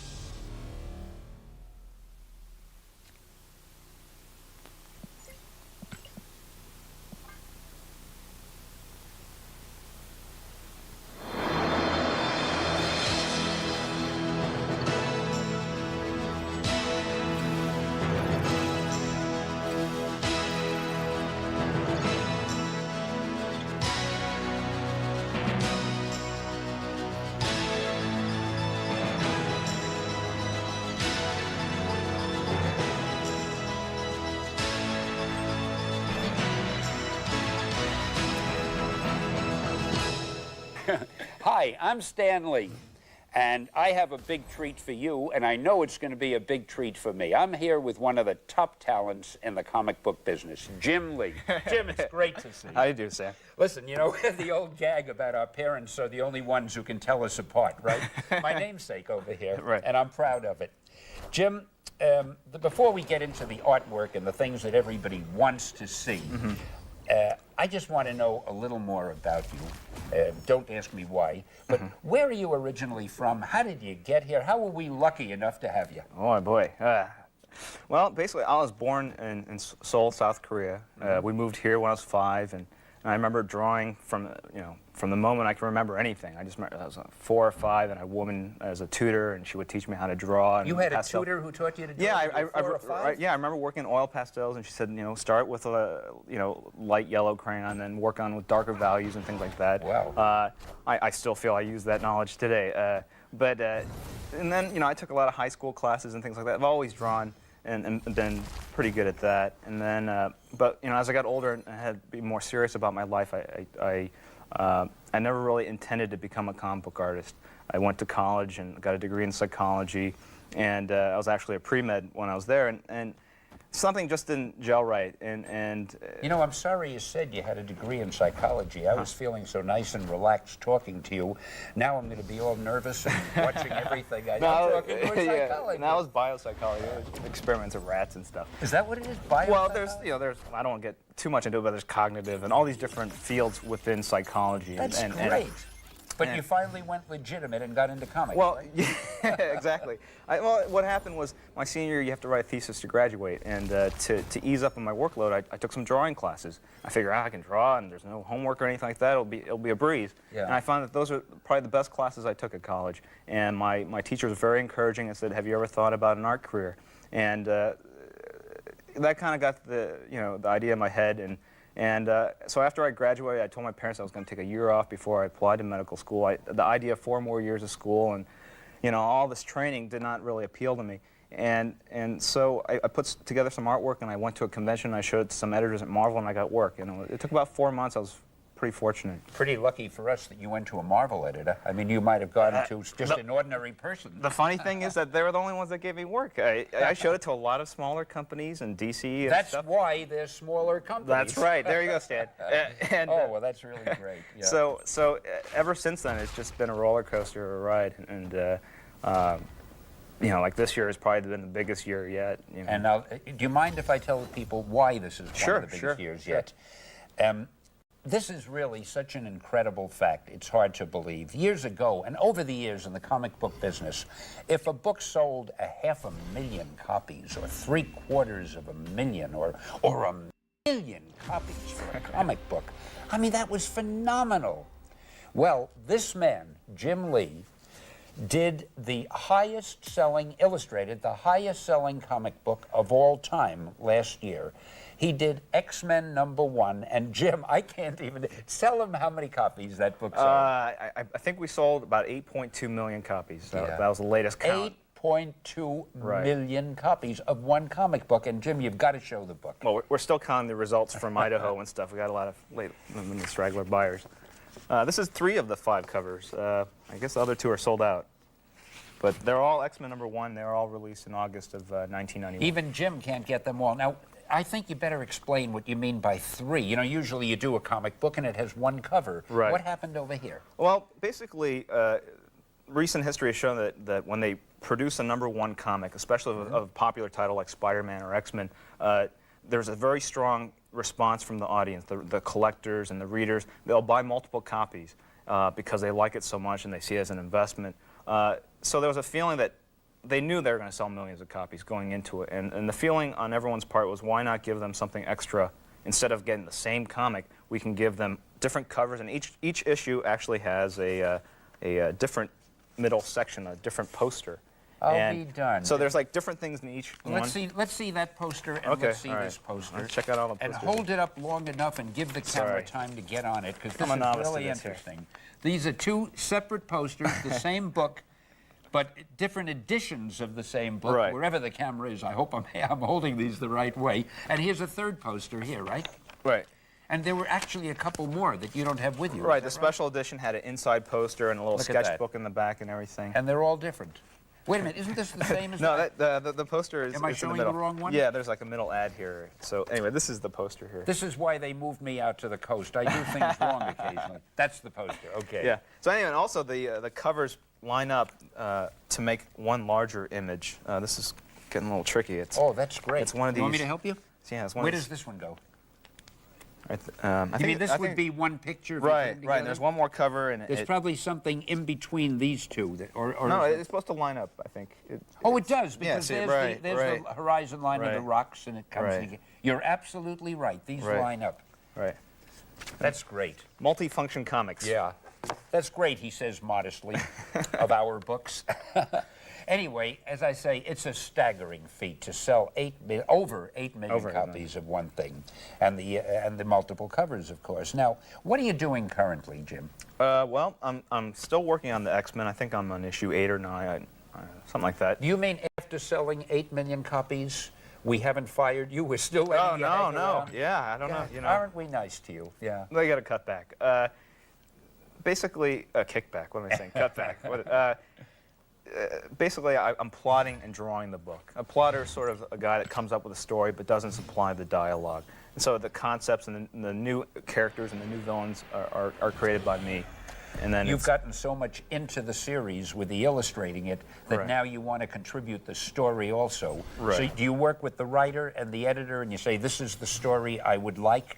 I want Right. you to know, I ask No. you these things as if I don't know, Right, but right. I don't want people to You think I'm started all really this. this Come on, ignorant. yeah, right. But I feel it's the way to do it, Right. you know? No, I usually will talk with the editor, Bob Harris, first, and we talk about possible story ideas. He goes, no, yes. And I go, okay, we'll go with that, and I'll flesh it out some more. And then I'll oftentimes talk to the scripter, the writer, who's going to supply the dialogue and tell them what's going to happen and get their input. And I, there are people in the studio I work with that I ask them for input. Pretty much anybody and everywhere. The fan mail that comes in, I read it and I'm affected by what they say. This character should die, and I go, well, maybe they're right. So I try to be in tune to what the audience wants and to what my editor wants. At the same time, try to put my own creativity in there, tell my own stories. The funny thing is, we always feel one of the things I'm happy about at Marvel Comics is we do read the fan mail, every letter. Oh, yeah. And sometimes it can be funny, like with Spider-Man for years, 50% of the fan mail used to say, you've got to kill Aunt May. We hate Aunt May. We're tired of Aunt May. And we print those letters, and then the other 50% of the fan mail would say, if you kill Aunt May, we're never going to buy another copy again. So you have to use your own judgment, too. Right. But it's great to see what the readers want, and man, they sure let us know, don't they? Oh, definitely. It's great getting the mail. Let me ask you another thing, Jim. You were talking earlier, and actually, I've known you, but we haven't really had that much of a chance to talk before, so I found this fascinating. You were showing me something that impressed me so much. You also know a lot about meme, don't you?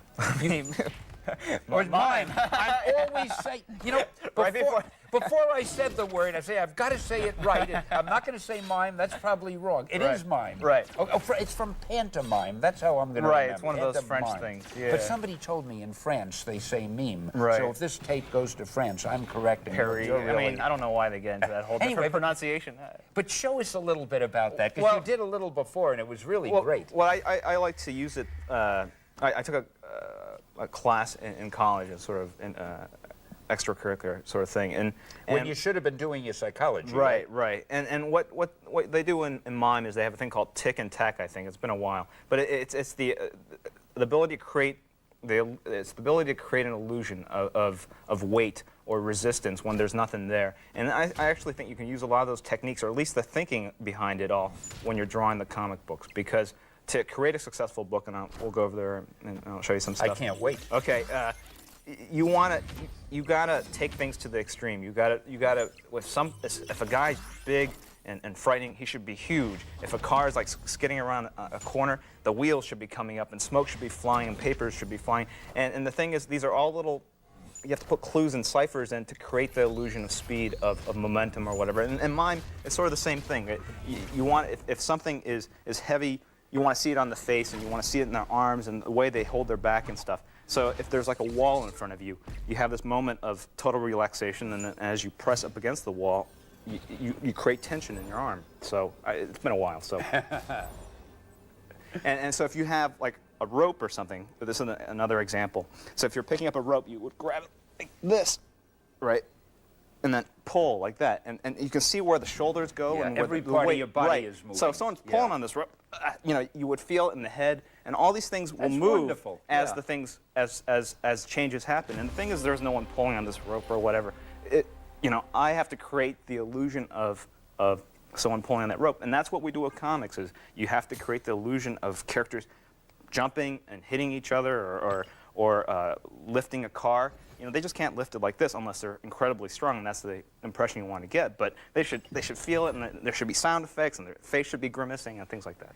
Oh, man, that was great. I used to put the sound effects in on the strips when I did. That was the thing I enjoyed the most. I lettered them in myself. Right. And I used to try to do them phonetically. I'd make up my own funny sounds. And once, I did a little caption that I was most proud of. I did a sound effect, something like garumph. And I had 3 O's, G-U-R-O-O-M-P-H. Right. And I put a little asterisk, and on the bottom of the panel I wrote, obviously the 3rd O is silent. We got more mail on that. But what you just did is great, because basically it seems to me that every artist is really a director. You're directing your own script, and you've got to be that way. You're working with actors. Right. The only thing is you're working with actors that you have drawn, and I see that's even part of the note I have here. And can you give it? Yeah, sure. I can show you. As far as the directing goes, you want to. That camera is hungering for an example. All right, here we go. Example 1. This is a Xerox of a layout I did, and essentially it just tells the story, and it's very simple. It blocks out the figures and it identifies the characters. And I do just very quick gesture outline drawings, nothing too detailed, because at this point I'm just thinking about telling the story clearly. And also... and where it'll appear on the page. Right. And so, yeah, you are a director. You say to this guy, Sabretooth, you don't look frightened enough. Why don't you grimace a little more, and we'll put some sweat, beating up on your face or something like that. And then we'll maybe put some action lines. There are ways to sort of accentuate the drama or the tension. So the final image looks sort of like this. That's a heck of a difference. Yeah, well, I put a little more work into this. So, but the thing is... There he is with much more of a grimace than he had right over there, right? Right. But you knew by doing that... That's my shorthand, right. That's sort of my shorthand grimace, so when I go back days later and actually draw it, I go, you should be grimacing. And then, I put all the special effects really short with shorthand here. And then later I'll go in and put a lot more lines and broken glass flying and all that stuff. That's sort of like special effects. But as far as the directing, this is where it all happens as far as a comic book goes. Because you're telling stories. That's what it all comes down to. When you say shorthand, that's a pretty good example, because basically, I guess, the original rough layouts you make, that is shorthand. Right. And it's just little notes so you know what happens, and then you go back and you put it in. Right. You put it in English or in drawings in this case. In many ways, the final drawing is actually not tedious, but it's just icing on the cake. Yeah. But the hard part comes in doing this stuff. Well, I don't know. You're keeping me in suspense, and we're probably keeping our viewers in suspense, but I would say in about 3 minutes. In about 3 minutes, we're going to minutes, get huh? over to that drawing board, All right. and you're really going to show how you do it. Let me ask you one question, though. How do you go, in your own mind, how do you go from the basic idea to the completed artwork? What goes on in your head as you do it? In 2 words. Right. Well, I visualize it, then I draw it. Take 3 minutes. All right. Well, when I read a story, or if I'm coming up with a story idea, I try to think of, I mean, since it's pictures, I try to think of images. What would be a good image? You know, locations and settings and things like that. You don't want the standard backgrounds and buildings. You want something fantastic. You want Absolutely. You want to excite the readers with stuff they've never seen before. So when you're, it's hard to do this, of course. So I sit there and I kind of close my mind, or like especially if I'm in the shower, I just let my mind wander, and I play the comic book in my head, and I see the characters run and down the hall, and I hear the dialogue and the special effects. It's like a little mini movie. And then when I get to that stage, that's when I start sitting down and jotting stuff down, and then moving scenes around and things like that. And then I would go from that and actually start doing the breakdowns like this. And hopefully it all fits within 22 pages. Because otherwise you're in trouble.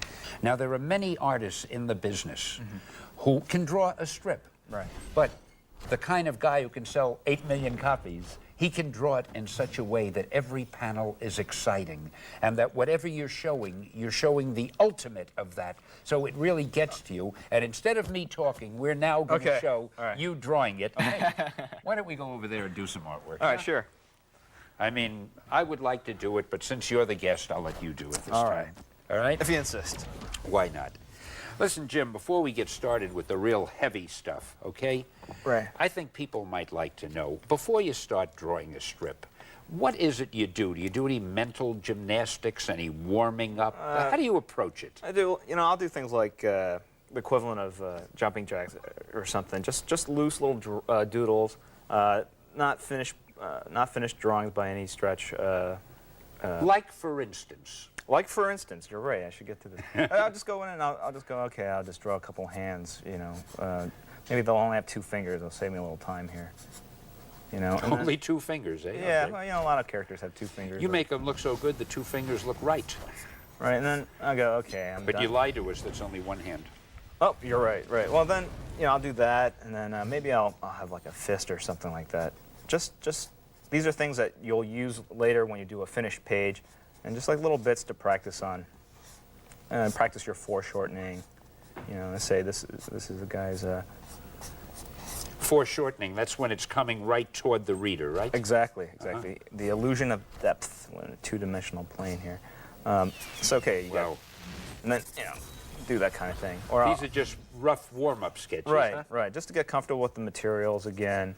You know, so you know that you haven't forgotten how to draw, because that is a fear among a lot of artists. Is like you wake up in the day and go, I've forgotten how to do it. I mean, you might wake up one morning, my God, I can't draw anymore? Something like that, yeah. I mean, because really, you don't know why you can draw better than the next guy, you know, or whatever. So yeah, I'll just go in there and I'll just practice some of the things I do, like eyes and eyebrows and hands.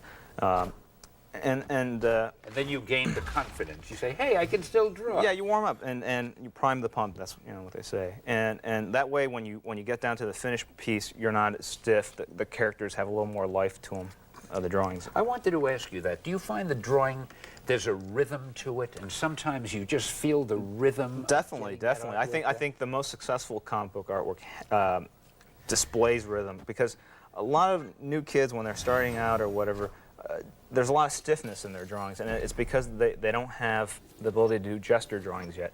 And a gesture drawing is simply just trying to capture. You better use that dark one, because that doesn't show to the camera, I think. Oh, well, this is what I would want the kids to do is just something real quick like this, which is, it's a gesture, it's a movement, it's very abstract, okay? And then I would use that gesture in my final drawing, trying to capture that movement in that figure. And the way I approach it is, I look at their chest, and their chest cavity has a certain shape. That's the socket for the shoulder there. And then their pelvis has a certain shape like that. And so the leg sticks into that slot, right? You know, it's fascinating because when you first look at this, I have no idea what I'm looking at. And then after you join and connect a few lines, I can see the figure. Well, that's the thing. It's not a mysterious process. It's just a bunch of lines in relationship to one another, creating the illusion of an object. Wow. And so. But when you drew this, you knew what this was, and in your mind you knew this was coming? Yeah, when I drew the pencil line that served as sort of the guide for what I'm doing now, yeah, I knew it was a guy throwing something or punching something or maybe flying. I don't know. It's one of those. It's one of those things like. Jim, that's terrific. Right, and then you put the head in here. Okay, so I put the other arm down here. Okay, and then we'll blacken in this forearm here to create a little depth so it's going back there, and maybe cast a little shadow here. All right, so you got the guy. Put a couple ribs here, tricep, elbow, whatever. Do you know the names of all the muscles and so forth? No, actually I don't. I'm not that good with the actual anatomy like that. I was never, it's like reading the dictionary looking at those anatomy books because they just show the muscles in a natural, unflexed state. They're very stiff. You can learn how to do that, but when figures move, you don't see all those muscles like that. They change shapes and dimensions. So I was much more into an artist named George Bridgman, and his stuff dealt more with the shapes of body parts and how they interacted and how their interactions created movement within the character. So like this guy. Like for instance. All right, like for instance. I'm going to keep you All right, drawing. okay. I'm sorry. Like for instance, an arm. I can think of like, actually I do know some of the names, but you got the, well, I don't know what that is. I forgot. I've drawn a blank. It belongs there Here's the right? bicep. Here's the tricep. Yeah. I think this is the deltoid. Is that right? I don't know. Then you got the forearm muscles here, and I've separated everything. And these are the shapes. And if you had to do one of those like computer design grids or something, you can sort of see what the shape. This is more like the biceps, more like a football, and this is more of like a sort of a triangular piece here. And at some point you're going to draw lines and it'll come together and it's Right. really going to look like Well, something. yeah, they're like sausages, and you stick them all together like that. So, you know, boom. And that would be. So when arm. you're drawing this, are you thinking this? Oh, all the time. I think I see. Even though I don't have these grid lines, I see this shape as having a volume like that, and this having a volume like that. And it's very easy that way. Once you know the shapes and volumes, you can put them all together, and you can do the complex foreshortening. Because, for example, if you had like a saucer, and then you had a I don't know, round shape like this, and maybe like a cone shape like this, and a triangular thing like that. If you kind of stack these on top of each other and do an upshot of that, you can draw an upshot of anything. I mean, a human figure, because basically the human figure is a series of different shapes like these put together. So let's put these all together and we'll do an upshot. So we'll see mostly the saucer from the bottom. We'll see a little bit of this. You know, I'll draw through here for everybody. And then we'll put that cone up there, and then the triangle on top. And create a little depth like that, right? So now, if you can do that, you can do like a human face in perspective. I could do the Mona Lisa once I get that. You know, you find that break it down to the simple shapes like the cylinder for the head and the neck and whatever. And Now you're looking up at that face. This Right. is under the chin, right? right. Kind of a. Just want to impress everyone what a wizard I am in perspective. All right, so you got that going. Give him some hair.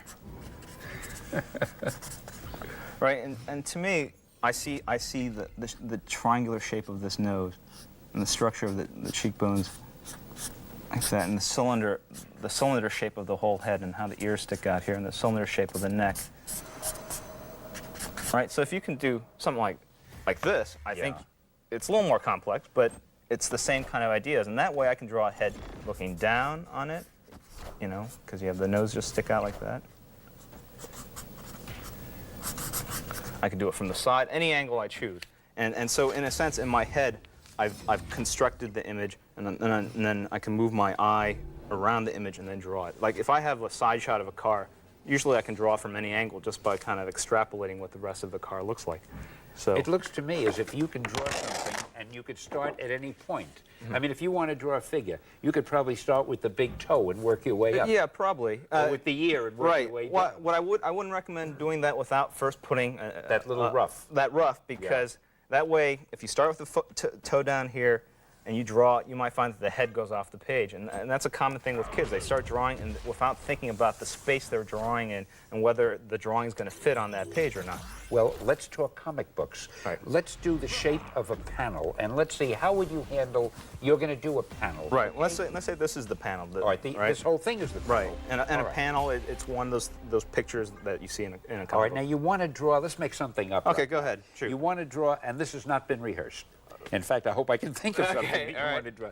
So you want to draw a superhero Right. who is chasing a supervillain. Right. And the supervillain is holding the superhero's girlfriend hostage. He's Right. captured her. Right. He's trying to escape. The hero is trying to get him. Right. And the This villain... is from Spider-Man 129. It very well might be. I think you did this. And the villain, wait a minute, it's not that easy. The villain is just about to jump out of the window with the girl because the villain can fly, and the hero has to get to him before he gets out okay. of the So window. we're doing it from the outside of the building. All right. Okay, well, that's No, it could be from the inside or inside. the- Okay. that's Whoa, up to boy. you. Okay. All right. Well, what I think of first is I visualize a setting. Let's just say an office or something like that. Okay. Right. Now you can't see this, but let's see. You got to use that light pencil that the camera can't see. Right. Right. Okay. Well, otherwise you're just gonna have all these lines. You're not gonna be able to tell Okay. when I come in with the marker and stuff.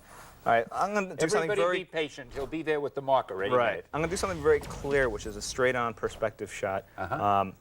And I mean, looking right at it. You're right, not up right there on, and you're right, not down right. here. Okay. Well, the vanishing, I don't get too technical, but the vanishing points are like this, and we're looking straight on Gotcha. this wall. The wall's not at an angle to us.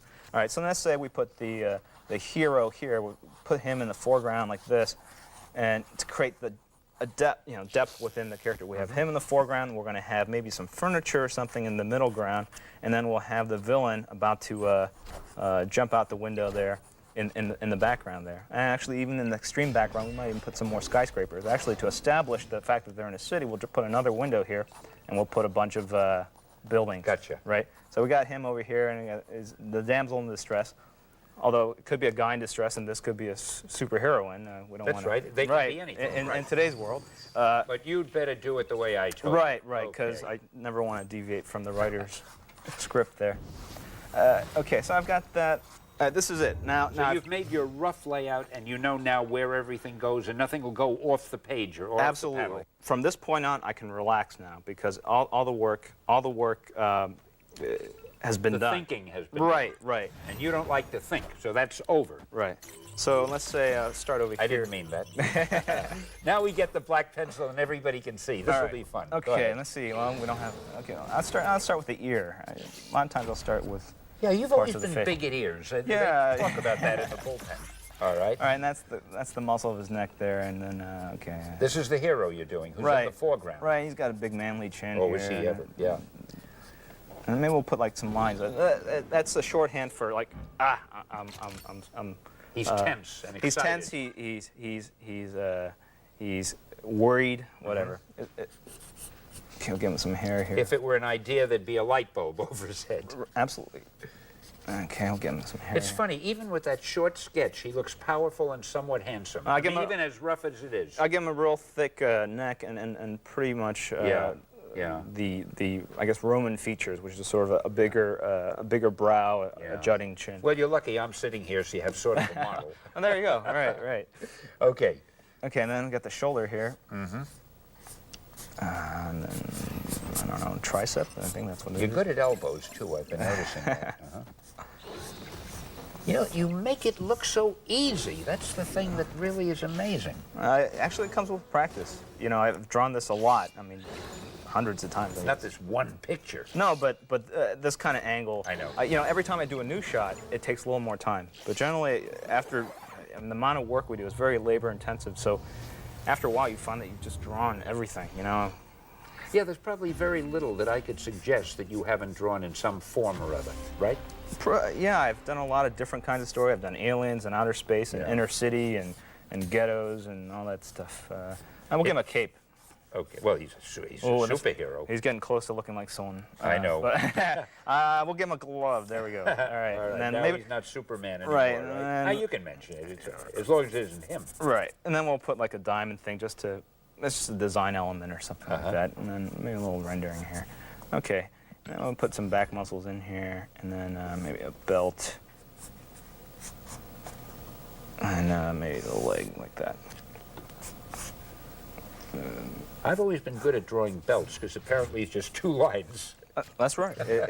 But what I see with that is there's a cylinder here. There's like a disc. Like you were talking Boom. before, Right. everything is right. a basic shape. Right. And I've all these muscles here. All these muscles here have Of which you round don't shape. know the names of. No, well, the arm ones are pretty simple. You know, those are the ones that Well, hurt when you said in tibia PE. earlier, that really Tibia? impressed me. Well, Did you I? said something like that, a tricep or something. Tricep, right? You can see what an expert I Right, am. but like the back muscles, I have no idea what they do. But I'm not one of these guys that's a real stickler that you have to put every muscle in there. I think the most important thing is the shape of the form, the shape of an arm, the shape of these various things, and how they interact with one another. Okay, so now we got him here, and actually maybe we'll put his hand here, right? Could you do me a favor? Could you give him a little beard, even though he's a hero? Well, maybe Just so that in no way does he look like any character that we may be familiar with. Right, right. Well, you know what? I'll tell you what. We'll put a little stubble here. Attaboy. There we go. Stubble's in these days anyway. All right. That's great. Okay. Now he looks villainous, but that's okay, because today's heroes, many of them are rugged and It's the they ambiguous don't look hero. all that hero. And I'll tell you what. Yeah. We'll get the bigger marker and we'll give him a superpower. Yeah, he can energize his fist. I don't know with what, but and we'll put here these. I call these Kirby crackles. I think he guys started. It creates the illusion or aura of energy. That's absolutely right, yeah. And you can just go on for these forever. I mean, there are Yeah. people that just will spend hours on this. But since we don't have hours, that's the shorthand here. And to make it seem like there is some movement where he's coming forward, Yeah. I'm going to have this sort of trail back. See? Oh, so you know the hand had come from there. Right, right. And there's ways, if there was a guy here and he had walked through the room and he's smoking a cigarette, I'll show that smoke waft Right. through back. And so you can tell that story. You can show that he moved through the room without actually drawing. It's interesting, Jim, the way you referred to this as shorthand, and this is shorthand. And in comic books, there are so many shorthand things that you do, these little dots and lines and speed lines Right. that can tell a whole story without having to explain it. Right. I just felt I had to contribute something. No, you're absolutely right. I mean, all it is cipher, is it? You know, because there's no way you can replicate reality here, nor would you want to. Anyway, all right, now we got I'll jump to the villain because since Okay. I've already mapped in the background, I don't have to worry that it's going to work or not. You know it'll fit. I know it's going to work. I think. So okay, we'll give the evil guy the villain a cape too. That way I don't have to draw as much of him. And, That's right, because the cape hides a lot of the body. You got it. Smart. Right, and you know what? I think I'll even have the cape. Not that I would recommend kids to do this, right? But, you know, make it move like that. And from this comes 8.2 million sales, right? Well, there are a lot of people that helped. Chris Claremont, the writer, and the whole Marvel marketing machine. Marvel's very successful in the comics marketplace. They know what they're doing. You get your payoff later. Right. Now, this is the villain who's got the girl, Right. And you know what? We're going to give him a lot of armor. because he is one powerful villain. Right, gauntlet. And we'll give him a couple spikes here to give the impression, a little fearsome aspect here. All right, and then, I could cheat here and just give him a big bubble for a head or something. But No, you're not going to do that. No, okay, right. Not right. with millions of people watching this Right, tape. okay. Since it's a smaller drawing, I'll have to go to a finer pen here to do the detail on this guy's face here. But let's do that. And because we're in the 90s and it's a little hipper, we'll give him a ponytail. And the thing, what I really think makes for successful comics is pushing things to the extreme, like taking it over the top, taking things to the logical extreme. If there's a villain, he's got a ponytail, that hair should be blown in the wind, you know? And Absolutely it should be right. longer than humanly possible or sanitarily possible. So we'll give the guy Or a cheek one. cosmetically possible. Right. And then we'll give him this evil grimace. I hope the camera can catch that. I hope that's dark enough, because that's really coming along beautifully.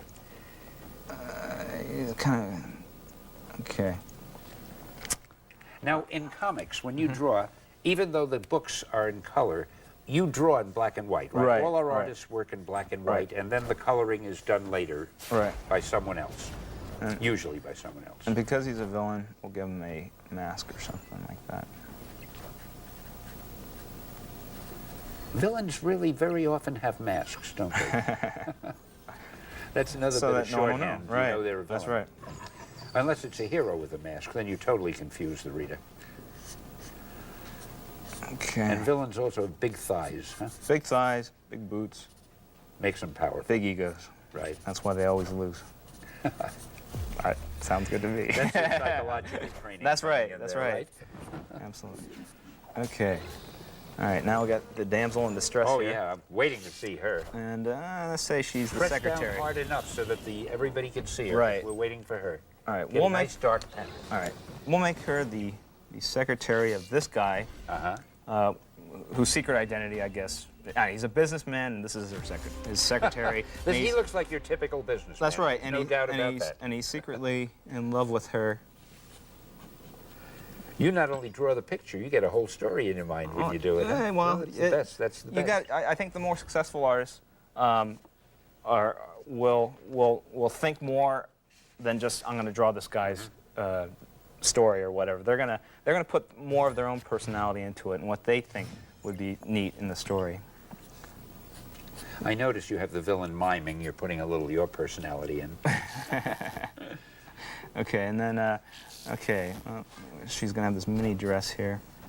Oh, there she is. You've almost got her. Yeah. Son of a gun. And then I'm gonna take this pen so I can do the finer detail of her face.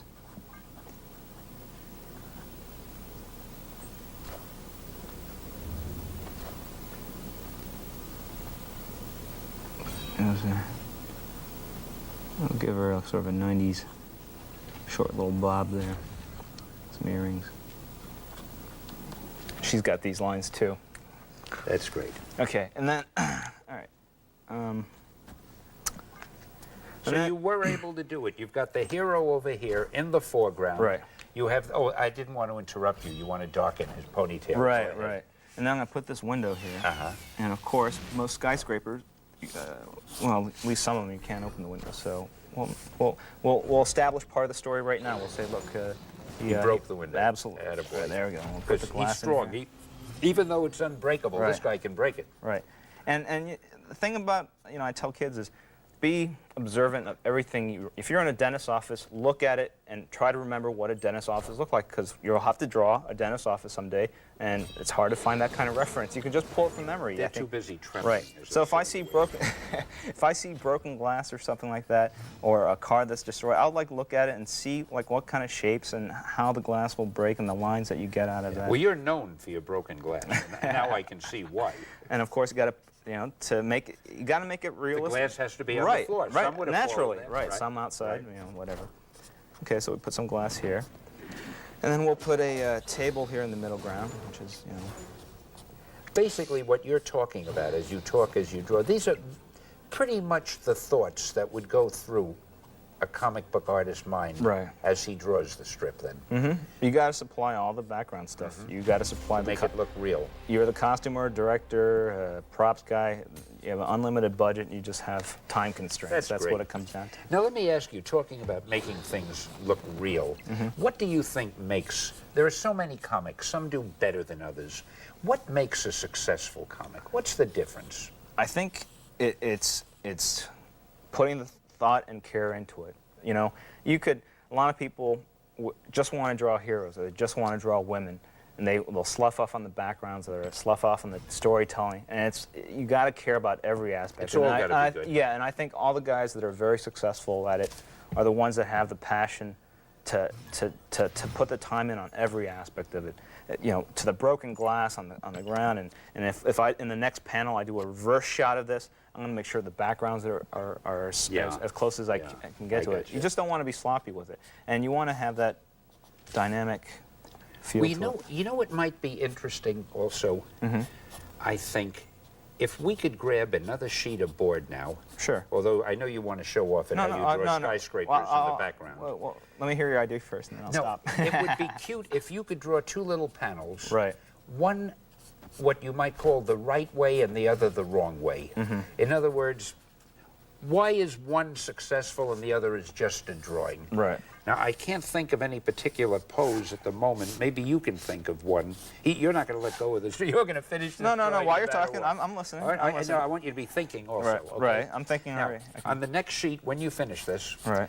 and after you've autographed it so that I can fight with everybody else to get it, on the next sheet, I want you to think of some very simple scene that you could draw quickly and draw one version of it that would be adequate for most any other comic book company and with any other comic book artist, but then show how you would do it to make it really a powerful scene. Right. Can you do that, or am I asking? No. I know exactly. I can do something. I real finally easy. met somebody who understands what I said. That's really great. Anyway. Hey, that is really great. Actually, to make it seem like there's glass here is a little technique. Attaboy. There we go. And obviously, it's a modern building, so this is the built-in fluorescent light that's right in the ceiling. Right, and I would put one there, but I think the word balloon would go there. So, Okay. or maybe it would go here. You know what everybody would like to see, says he cagily? How do you sign your name? People would love to see your signature, because when I steal this, I want it to be on there. All right. How's that? It's very legible. Okay. Okay, and people will have to kill to get this from me. Okay. Now, let's see what that next one is going to Two be. panels. Okay. Bum, bum, bum. One is going to be adequate, you know, the kind that you might find that your beginning artist Okay. might do. And one will be a Jim Lee type. Actually, you know, like we were talking earlier, What is it we're showing? I'm gonna have two guys talking to each other. Okay. All right. It's a boring scene. Right. It's a talk scene. Unless they're you and me, of course. Absolutely. In this one, it's going to be very clear what's happening and everything, but it's not a shot. It's not an artistically pleasing shot. This one I'm going to play around with and create a little more depth in it and play around with the mood and put those little extra things which make those panels I gotcha. better. Right. And actually, I picked this all up from the book you did with John Buscema, How to Draw Comics the Marvel Way. And so there's nothing real new here, but But it's fun to see it. okay. Do your panel borders. Okay. You're also known for your borders, I might add. What am I not known for? All right. Okay, so let's say we got For being in a bad mood, I think. All right. We got Now, these are the two men talking. right. You got a cigar here. Now, it looks like he's standing. Is he leaning on a table? Yeah, he's leaning. This is because it's so small. It's just going to be like a little shorthand. Fine. So we're really talking layout. We're going to see a good layout and a bad layout. Or inadequate layout. Right. Well, this isn't awful. It certainly tells what's going on. It's very Right. clear and everything. And actually, you might even want to do a panel like this to start with to establish a scene. I just, you know, I wouldn't do a whole Establish it story quietly. Right. I wouldn't do a whole story at this depth, which is a medium shot, at this kind of angle, which is straight on. But whatever. Well, now I'm going to tell you something. I find that when an artist is really as good and as adept at as you, it is very difficult to draw something that isn't good. Because even though you're considering this fairly simple and uninteresting, I mean, that's really a beautiful layout, you know? It's concise, it's well balanced. But all right, now let's see how you're going to do to make it Okay. exciting.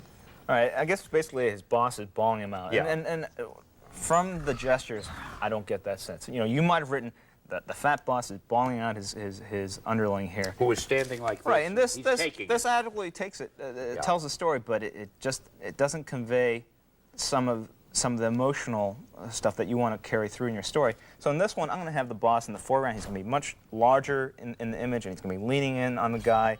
The baller is going to be much bigger than the ballee. Right, and you Okay. can see I like to do a lot of stuff where I'm looking right behind the shoulder kind of thing. All right. You don't have to draw as much.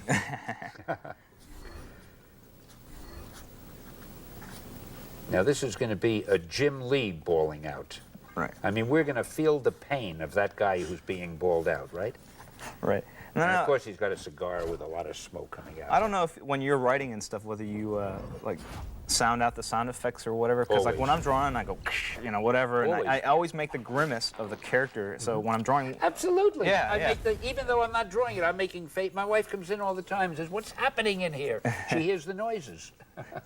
All right. Okay. Okay, and then he's got...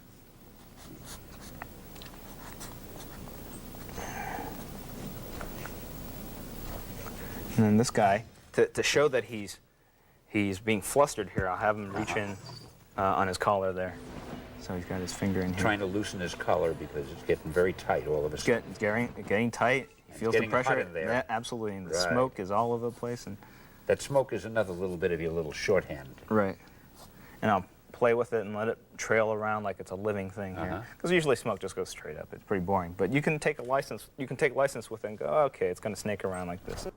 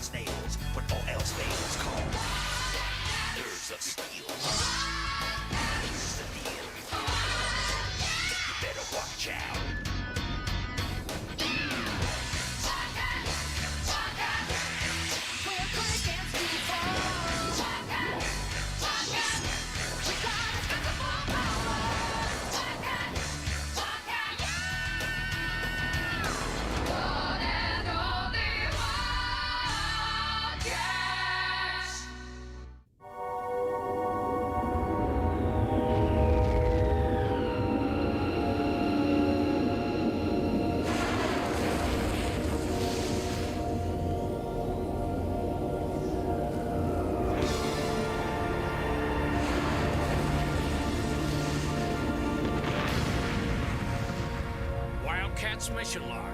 Entry 9.3. Our sensors have picked up a Caribbean distress signal near the North Pole, and it's a safe bet that if we detected it, so did the Damonites.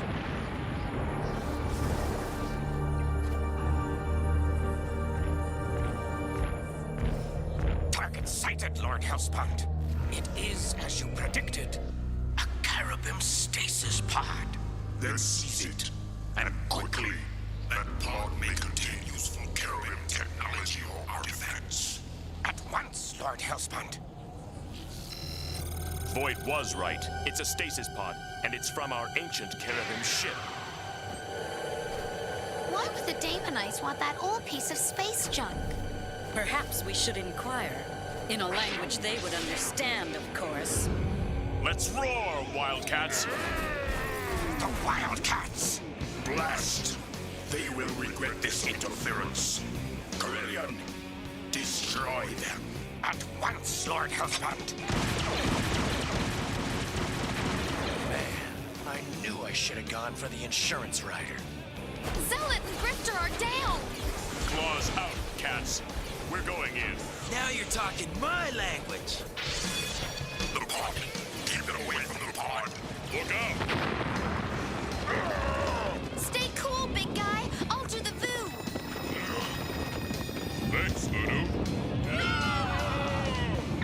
They've got us pinned down. I'm not taking this lying down. Let's give them some of their own.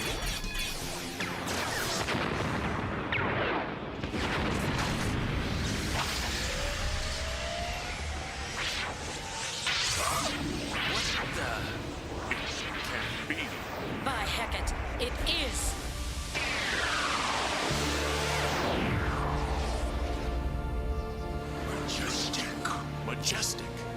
After thousands of years, I live again! Not for long. Annihilate that cherubim cur!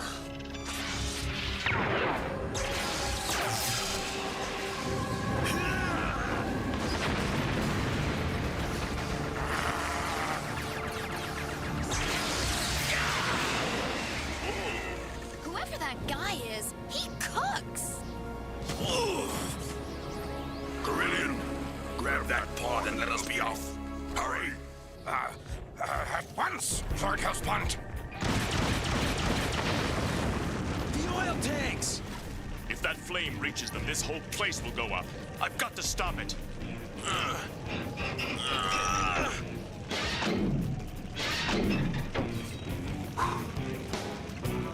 Submerge! Submerge! All speed! You shall not escape me, Hellspot.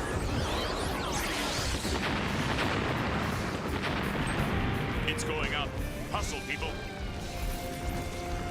Come on, cats. It has been a long time, Daemonite. But victory will be mine. It is my destiny. Majestic, hurry!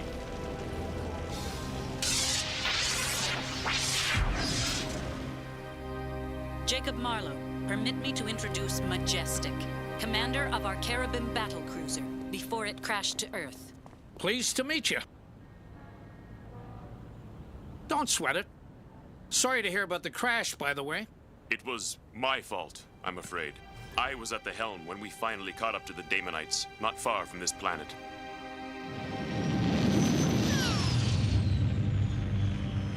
We damaged their engines, but our weapons were useless. We have the Daemonites now. Ram them full speed, Mr. Hadrian. Sir, such a maneuver could damage our ship beyond repair. The Daemonite ship is crippled. Should we not demand their surrender? No quarter, Mr. Hadrian. Finish them now. But... That's all I remember. The next thing I knew, we had crashed on Earth. For thousands of years, I have feared that my hesitation cost the Cherubim forces their greatest commander. But I am relieved to see you are alive, sir. As am I. Blessed. Locked. And our lasers will not penetrate Cherubim armor plate. Only a large gem-grade diamond drill could cut through this pod. Then get one. Dig off our ship immediately. Some of the circuitry contained in this pod could restore the beam to flight. I'm on my way, Lord Hellspawn. Shall I leave the pod with you? No! I can still smell the stench of its Cherubim makers. Take it to our storage facility and open it there. Yes, Lord. So, Majestic, my most hated enemy, you have returned. And just as I am about to unearth the ancient puzzle which tells the prophecy of the orb, but neither you nor the Wildcats will stop me from obtaining that orb, and with it, the power to crush the entire galaxy beneath the fist of Daemonite rule.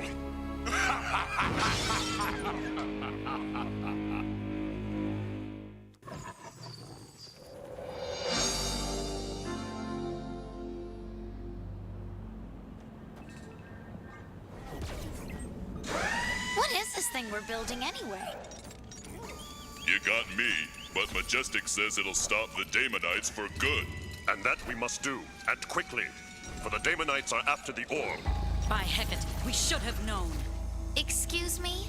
What orb? Did I miss something here? The orb is a mystical object. Its power is beyond your comprehension. Well, thanks a lot. Zealot speaks truth. The orb is a source of ultimate power. 20,000 years ago, the Elders of the Galaxy decided to conceal it for safety's sake on an unknown, insignificant planet. A planet called... So that's what old Flame Face is looking for. Yes, but my vortex device will stop them permanently. I can substitute most of the original components using the Earthlings' rather primitive technology. However, we must still locate my quantum energy module, which was lost in the crash. According to my files, The module was recovered by the Air Force. It is currently being studied at a secret research facility in Maryland. Then that is where we must go. Hold on a minute, team. Newsflash. I just got word that the Damonites have attacked a major diamond exchange in Holland. They're after diamonds. Let's take a look.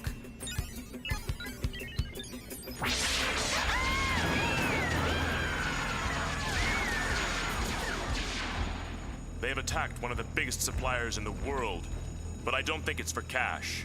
They appear to be looking for a large diamond, one too large to sell easily. The pod. What? The Damonites are attempting to open the stasis pod. They would need a large diamond to drill through it. Where's the stasis pod now? In Canada, the Damonites have placed it in a guarded storage facility. With the circuitry in that pod, the Damonites could restore the behemoth to spaceflight. They could locate the orb easily. We must prevent them from opening it. Spartan, you and the other Wildcats travel to Holland. Prevent them from obtaining a suitable diamond. Sir, wouldn't it be simpler to... Spartan! Yes, sir. We'll leave immediately. That's better. Zealot, you'll come with me. We still need to secure my quantum energy module.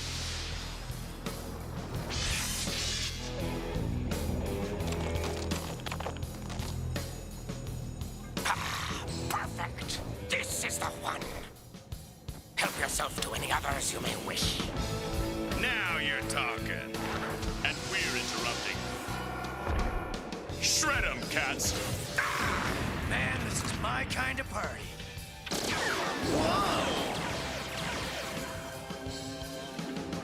Success.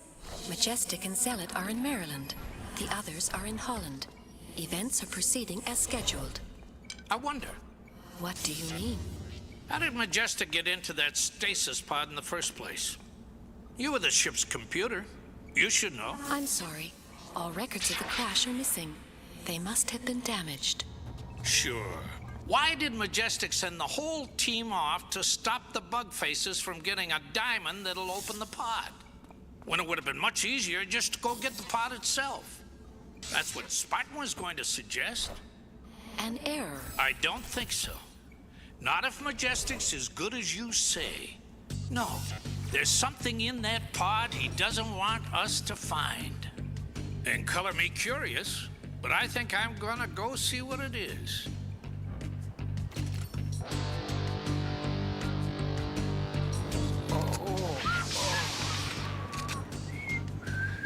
Freeze! What the? Whoa! Now, boys, I'm doing this for your own good. Here you go. Here's $1 million. Leave the country, change your names, and never come back. Good. Should keep away from Hellspawn's vengeance. Now, let's see what's in that pod. Oh, yeah.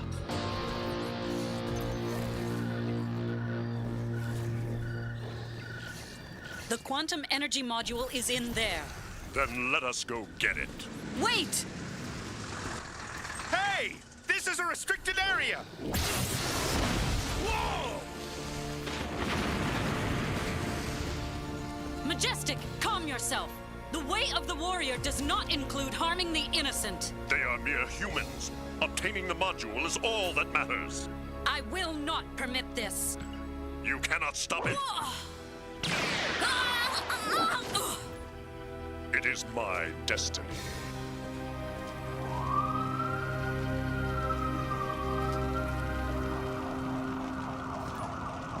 We got what we came for. Entering vehicular mode. Let's lower the boom on them. Now, cats, pounce and pound them. Spartan here. Spartan, we're receiving an emergency signal from Zealot in Maryland. We gotta send in the cats. But the Troika, they have the diamond. That's not a major concern right now. Zealot is. So move it, mister. You got it. Wildcats, fall back. What? Yeah, how about finishing this job first? I mean now. Zealot needs us.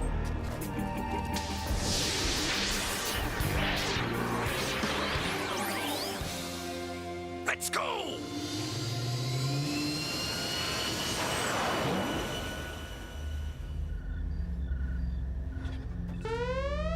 Code Red, run! The quantum energy module.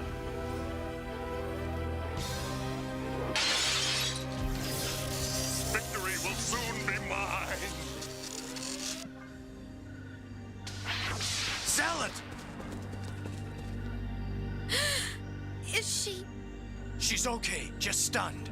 What about Majestic? That answer your question?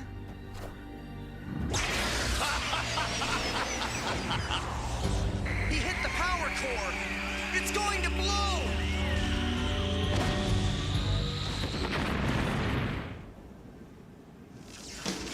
This whole place is about to go sky high! We have to get those people to safety.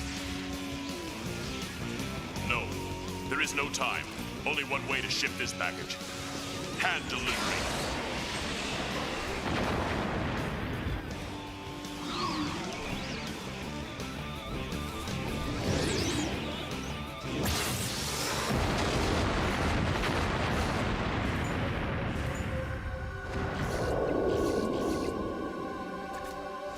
Look! It's Spartan.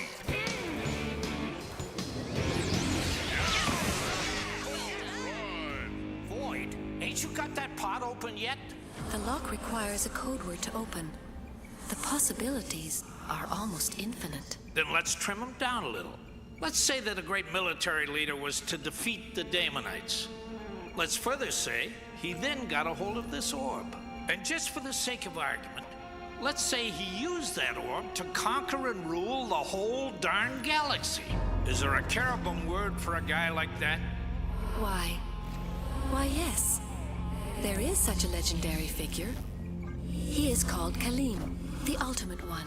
But surely you do not think the Commander Majestic believes himself to be. That was an explosion in the building. Look, it's Majestic, and he's taken the vortex device. If he's found the quantum energy module, we're done for. Kalim. Wildcat alert. Wildcats, you have to stop Majestic before it's too late. At last, the first step of my destiny is almost complete. Once this gate is opened, anything in its presence will be sucked into the vortex. All I need now is to get Hellspawn close enough to send him through.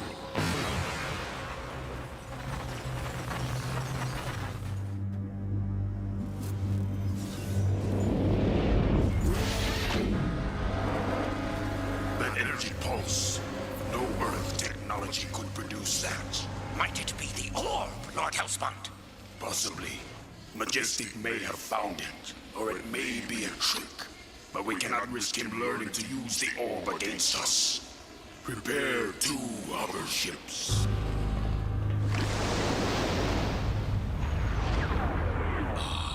As I predicted, the Daemonites are on their way.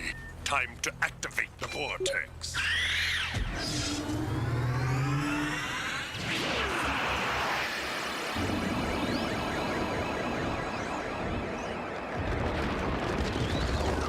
¡Ayuda! ¡El diablo está aquí!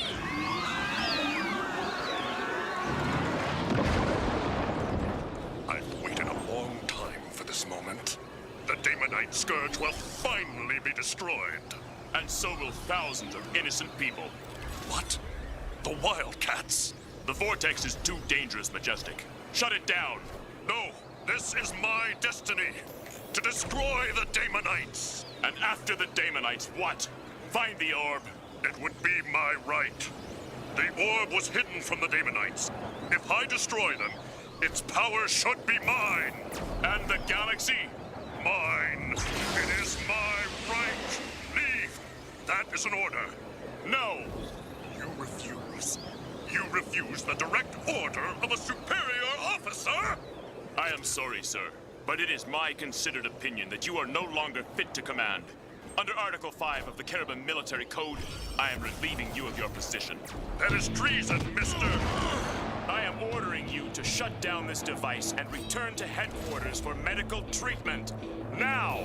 I don't need medical treatment, but you will. Spartan! Stop him! Fools! Your pitiful weapons are no match for me! And now, for the Daemonites!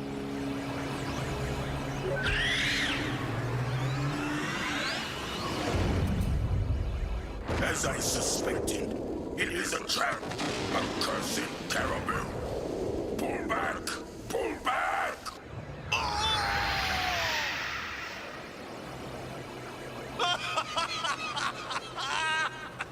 Success! Success! The Daemonites are destroyed. The orb and the galaxy are mine by rights!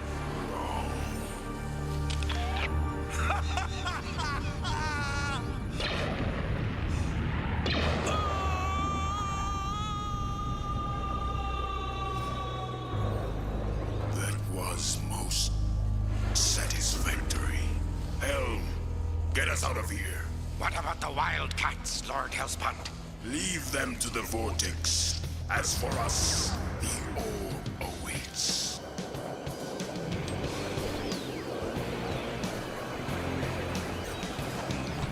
Must stop Vortex.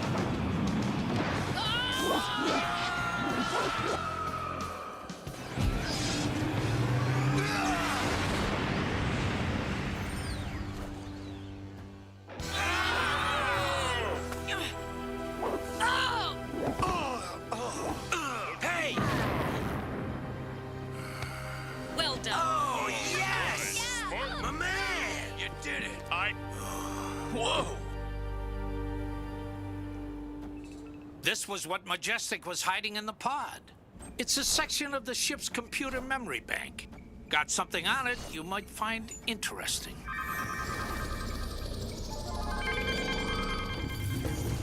We have the Daemonites now.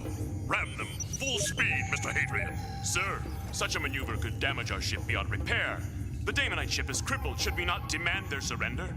No quarter, Mr. Hadrian. Finish them now. But...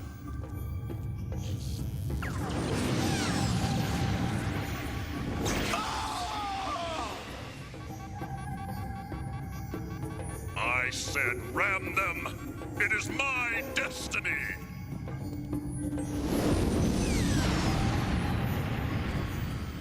Red alert, red alert. Damage critical.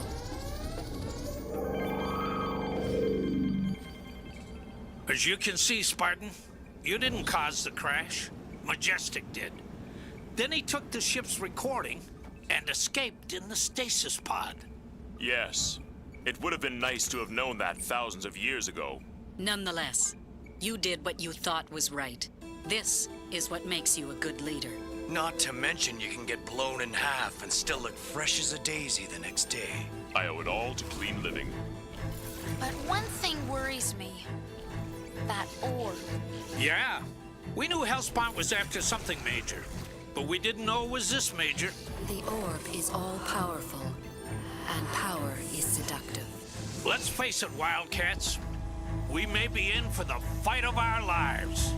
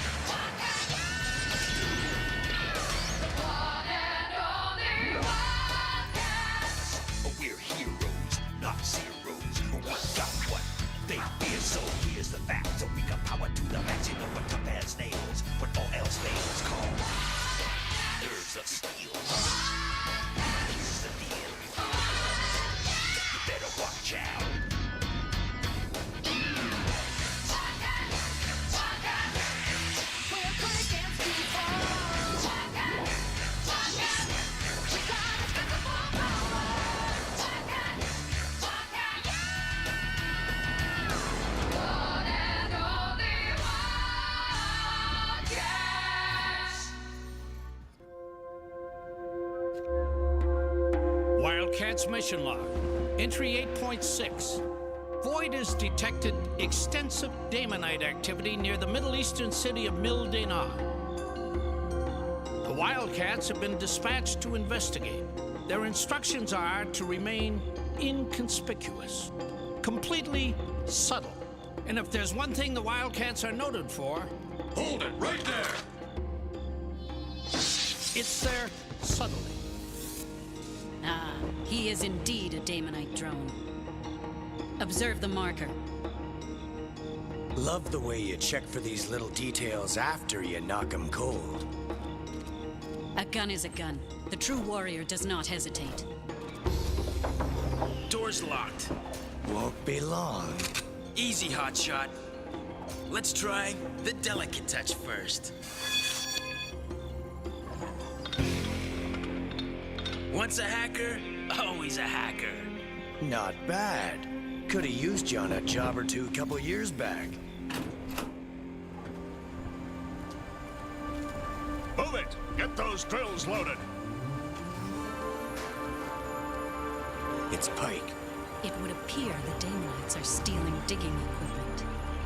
They must be working underground. No wonder Void couldn't pinpoint their position. Do we take him? This is but a minor theft. We must follow them to their main base of operation. And then we shred them. Correct.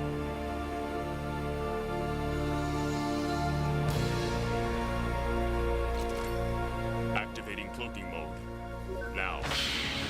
How long will Zealot and the others be gone? They're due to check in 4 hours. Better grab some shut-eye.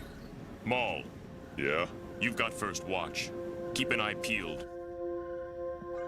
Void's readings were hazy. The Daemonites could be anywhere. I'll be watching. Good. I understand you have some memories of this place. No. Nothing important.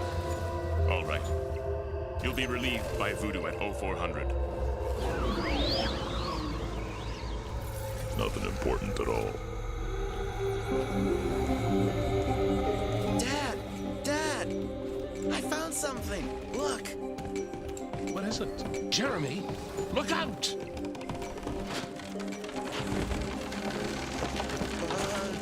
Dad?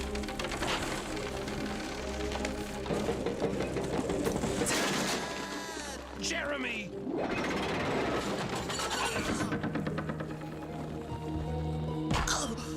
Oh! The pit! It's collapsing! Hazim! Quickly! Pull him up! Pull him up! Hurry!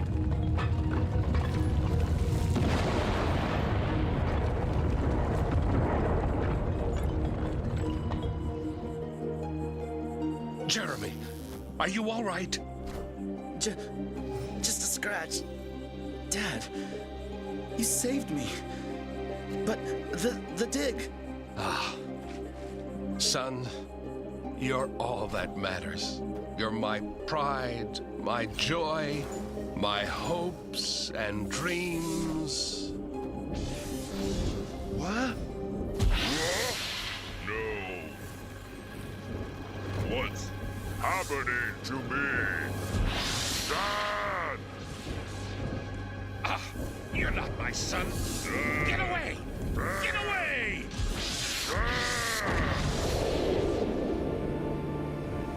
Dad. Huh? What? Rise and shine, Chunk style. If Spark knew you'd fallen asleep on guard duty, he'd tear your head off. Oh. He can have it. Maul, you having nightmares again? Nah, it's nothing. Really. Maul, look at me.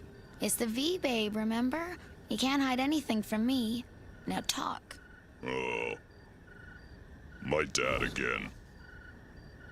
I guess it's the area. He used to work here. Saved my life once. Doesn't sound like such a bad dream to me. You don't understand. He was more than my dad. He was my hero. I wanted to be just like him. Then I dream he sees me, like I am now. Oh, Maul, you never told him? How could I?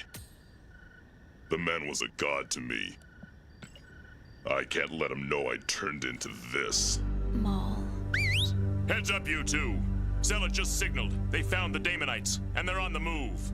Coming. Let's move, Maul.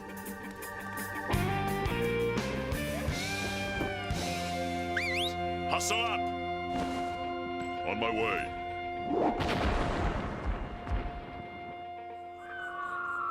Join the Wildcats and see the world. Didn't realize I was gonna be seeing it so up close and personal. The way of the warrior is not an easy one. Now she tells me.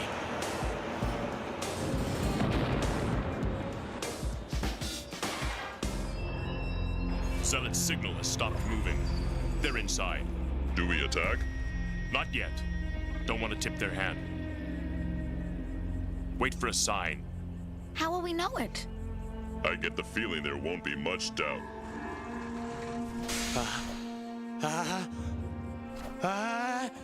Do not dare.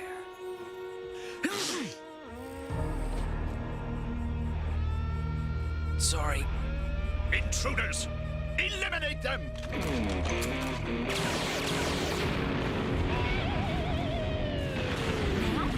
Now. Wait! What? There! It's my father. He's working for the Daemonites.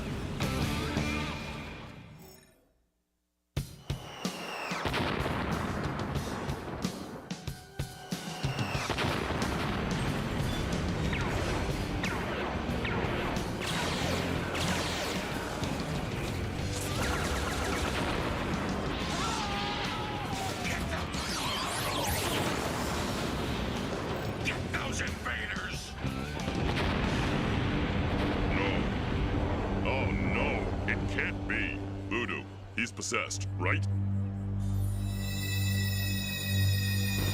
Finish it! Hurry! No. Sorry, Maul. He's clear. No. No, not my father. He can't be working for those blasted bug faces. I won't let him! Maul, your temper! Oh, no.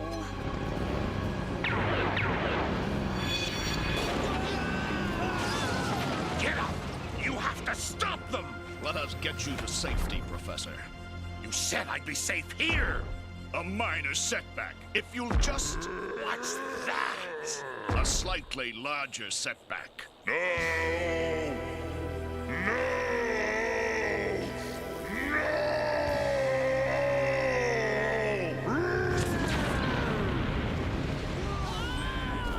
What's with Maul? He's gotten too big. He's out of control. Look out!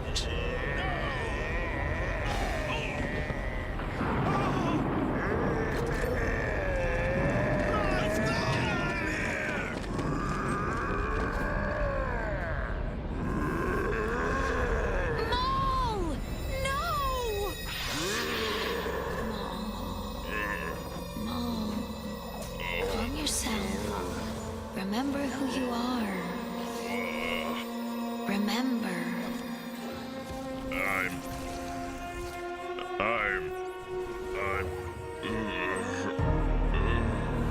Get away! What kind of hideous monster are you? I'll tell you what kind, mister. Maul is your... Spartan! No, I mean it. No. Voodoo is right, Spartan. It is not your place. What happens between them is for them alone to decide. Listen, I don't know who you costume freaks are, but I want you out of here immediately.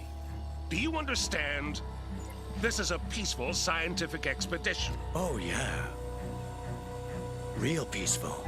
My sponsors felt the dig might be subject to attack. Obviously, their only error was to be under-equipped. Whatever you're stealing, please take it and go. I'm on the verge of an important archaeological discovery here. Wait! These sponsors, did they call themselves Daemonites? Names are of no concern to me. All that matters is my work. Now, please leave. I'm afraid not, Professor. Whatever you're looking for, we cannot allow it to fall into Daemonite hands. Like it or not, the Wildcats just became your new assistants.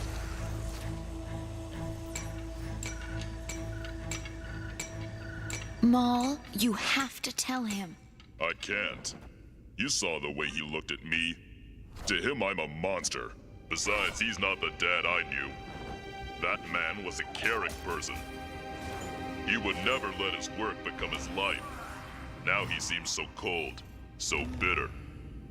All that matters is his work. You there, the big one. Make yourself useful and clear this debris. Move it! Careful, you lummox. That's a pre-Etruscan column. Phoenician. What? Nothing. I heard what you said. And you're right. Who taught you archaeology? The best. Oh? And just who was that? Sorry. Don't know him anymore myself.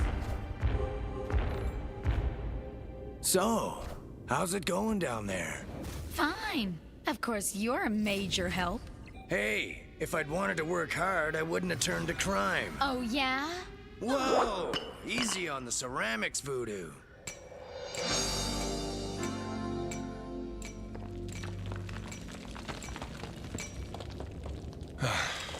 Nothing. I could have sworn. Professor, I think I found something here. What? Impossible. Let me see. You're right. The support structure here reveals there was a hidden chamber. You've got an excellent eye for archaeology, my purple-skinned friend.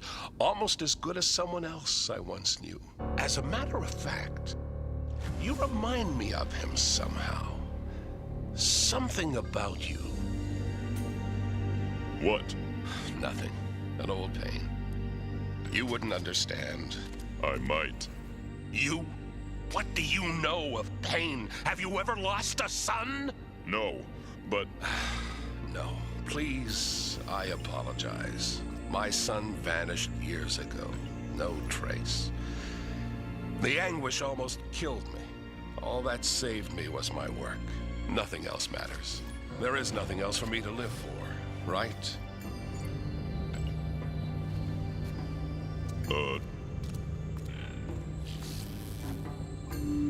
Actually, there's something maybe you ought to know.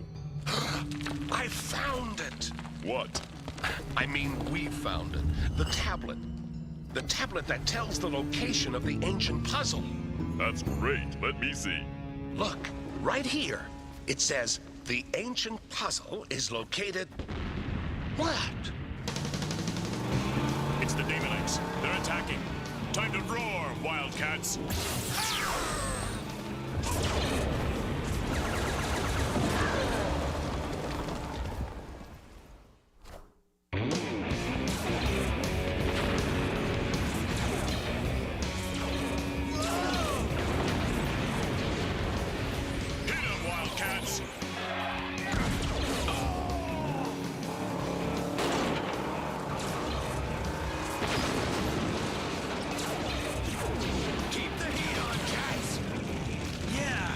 What I had in mind.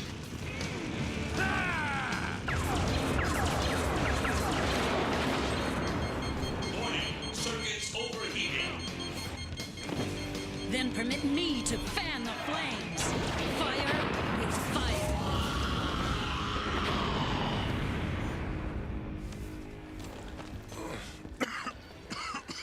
What's happening? You saved my life. Makes us even. For the time, you saved me. In Mille Dana. Oh. Mille Dana? But that was... Look out! Get up. We've got to get out of here. Come on, get up. Get up. You're in great danger. Jeremy? Hi, Dad. Sorry I didn't write. Jeremy!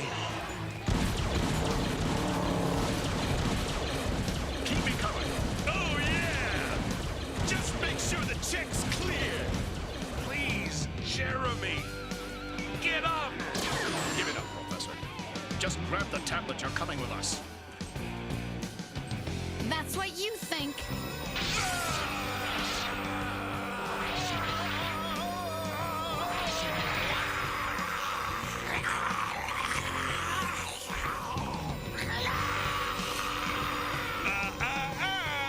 No chance.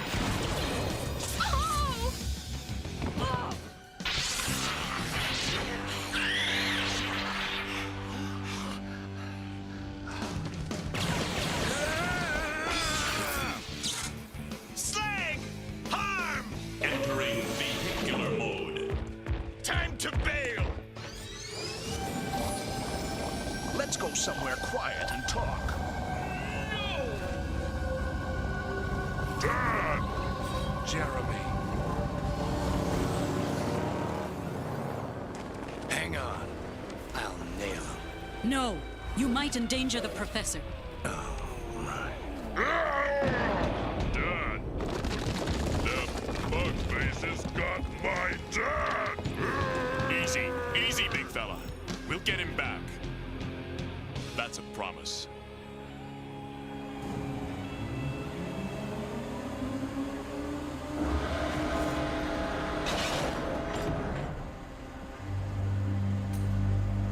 Recognize this place, Professor? Naturally. I conducted a dig here about 10 years ago with my son. After an accident, we abandoned the dig.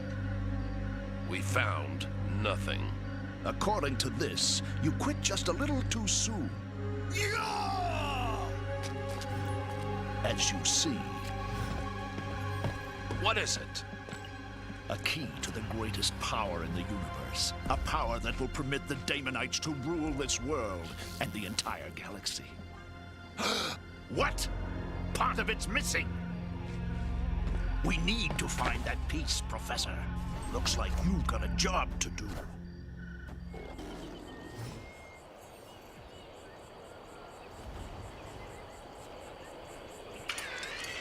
No good. The Daemonites must be digging again. Void can't get a fix. Maul, you saw the tablet, right? Yeah, but it was written in Sanskrit. I used to know it when I was Jeremy. You can remember, Maul. I know you can. I'm trying. It said... Yeah, I remember. I know where they are. I told you to find that missing piece! No! I will never help you! You're not going to have much choice, Professor.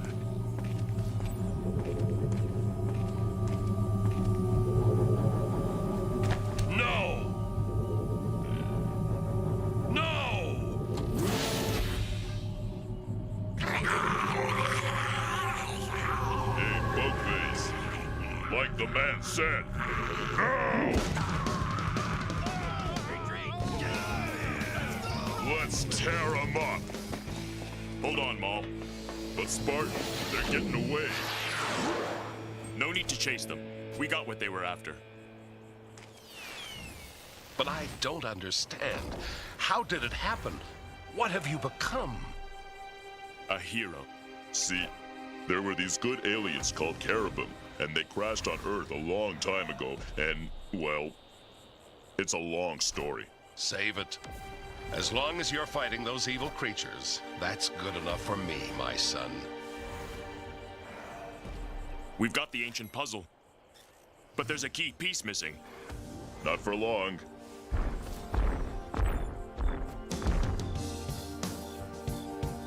Going up. I know exactly where it is.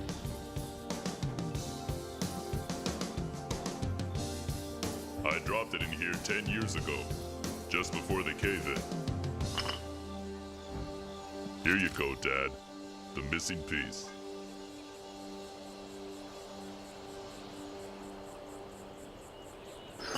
There! What's it say, Professor? It says that something called the Orb is hidden in the Temple of Themyscira. The Temple of Themyscira? It's a legend, like Atlantis. No one knows where it is. Huh. A lot of good that does us. And that the Orb can only be controlled by She who can see evil within. Now, wait a minute. Is this like a prophecy or something? But to unlock the orb requires the code of threes. Thrice 3, and again thrice 3, creates 4. It's a riddle. Could mean anything. Hey! Demonite dogs! They attack again! They're taking the ancient puzzle. Raptorize them.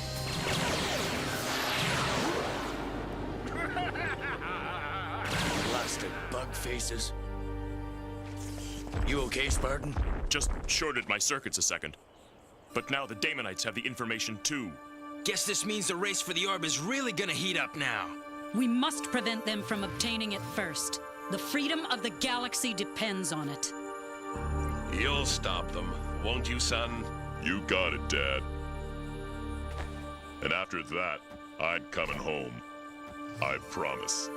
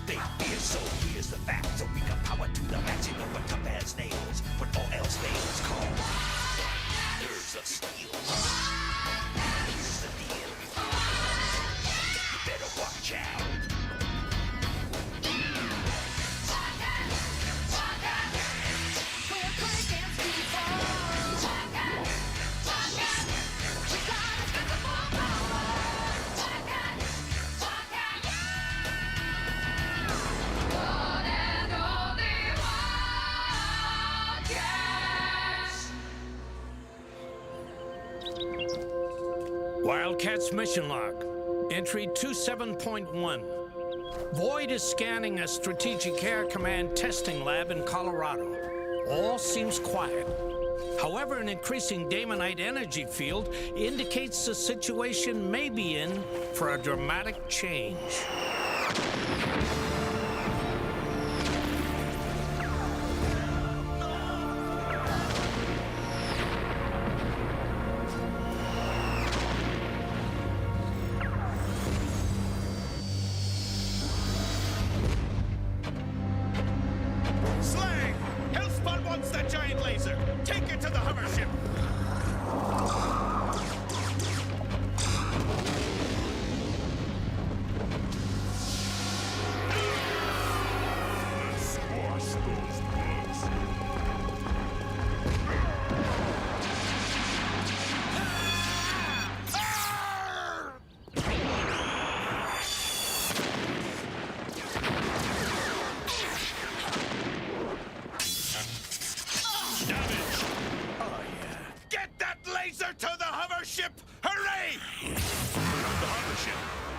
Get out of here. Consider that ticket punched, pal.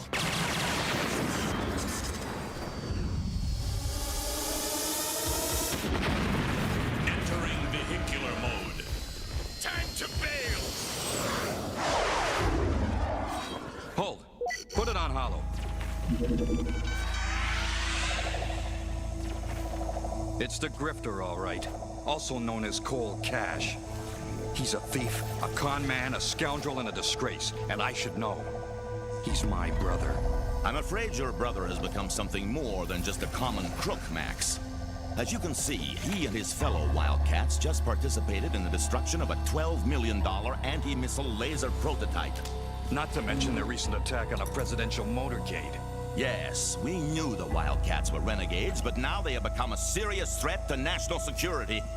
A threat which must be located and eliminated.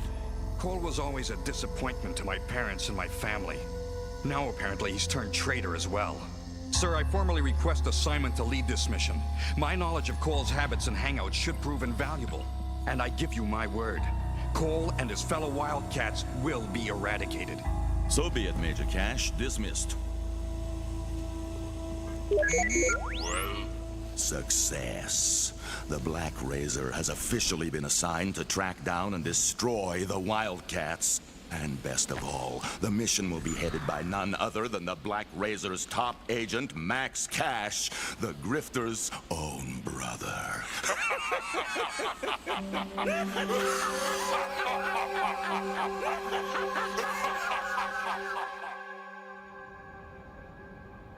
What?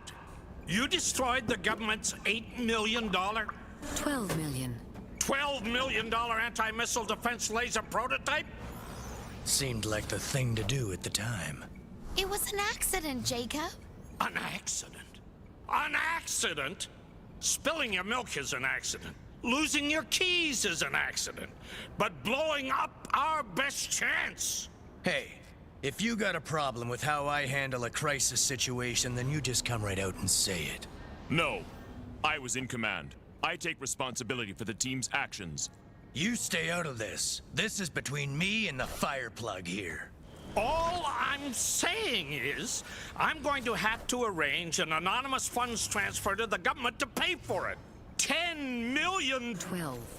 All right. 12 million bucks.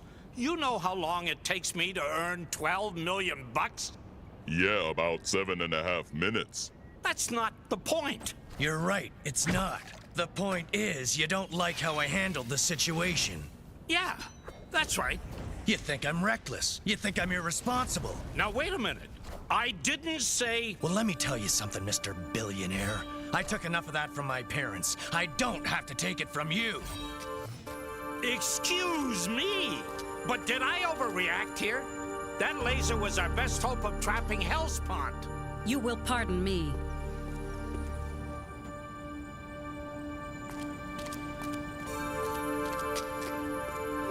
Room for one more? Might be. The problem was my older brother, Max. Mr. Perfection. The star athlete, the smartest kid in school. No matter what I did, I always heard the same thing. I wasn't as good as Max. So I stopped trying to be good. I started being bad. Turned to crime for a while. Figured that would show him. I showed him all right. Family never spoke to me again. Still, nothing to be done about it now. I disagree. Your recent outburst shows that you still harbor great resentment toward your brother. And that must stop. One cannot become a true warrior while battles within one's soul remain unresolved. Seek out your brother. Despite your resentment, he is not your enemy. Do not let him remain so. Find him and make amends. Transfer the 11 million. 12 million to the SAC account pronto. Gotta get them working on a new laser right away. It is done. Good. Wherever they start building it, that's where Hellspawn's gonna show. We know he wants an anti-missile laser. What we need to find out is where he plans to use it.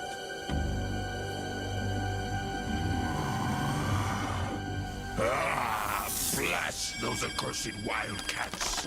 Were it not for them, the anti-missile laser would be in my clutches. The deep scanner stolen from the Wildcats has pinpointed the buried temple of Themistria. The laser would have served as a drilling device. With it, the orb and ultimate power would finally be mine. If only it had not been destroyed! Lord Hellspawn, our Washington contact reports that a second giant laser is now under construction in New Jersey. What? Yes, Lord. And apparently the funding was provided by Jacob Marlowe himself as repayment for damages caused by the Wildcats. Perfect. Unwittingly, my cherubim enemy has funded his own downfall. Helm, set a course for New Jersey. All speed. There will be no half measures this time.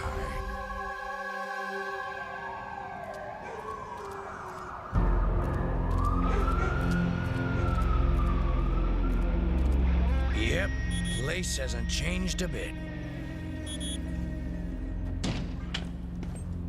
Pardon me, I'm looking for somebody who used to live in the area. Say, ain't youse Cold Cash? Do I know you? Youse ripped me off for $50 8 years ago, remember? Hard to say. I ripped off so many people. Hey, Cold Cash! Like him, for instance.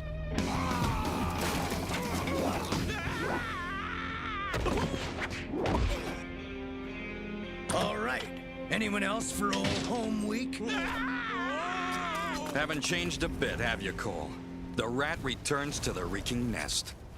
Hey, Max. It's, good to see you, bro. The feeling's not mutual, Cole. Keep your hands where I can see them. I'm taking you in.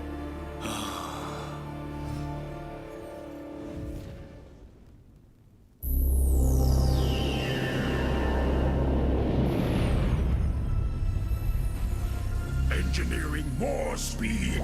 Second prototype is already under construction. I must obtain it before the Wildcats have a chance to interfere. You surmised correctly, Jacob. Your cash infusion did in fact accelerate the construction of a second prototype. And this one is conveniently close by. Hey, you don't get as rich as I am without knowing how to call the shots. Now, if that thing's being built, then old Cinderface and his army are gonna be headed straight for it. Can you sense them around anywhere? Yes. Their eagerness is leaking past the behemoth mind cloak. They are north of here, and coming fast. Wildcat alert, now! Don't even breathe, Cole. I don't want to fire, but I will. You're making a mistake, Max. In our family, Cole, the one with the history of making mistakes has been you. As opposed to you, Mr. Perfect. I'm not the one who attacked a presidential motorcade, nor did I destroy a government defense laser. You and the Wildcats have become a danger to this country and its people. I'm taking you in. That's where you're wrong, Max. We're defending this country. We're defending the whole world. There's an enemy out there you don't even know about.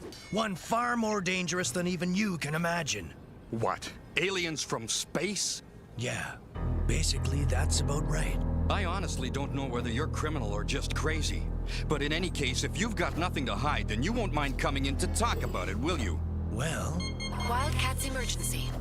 Wildcats emergency. All team members back to base immediately. Sorry, bro. No can do. Duty calls. I said get your hands up. Hold it!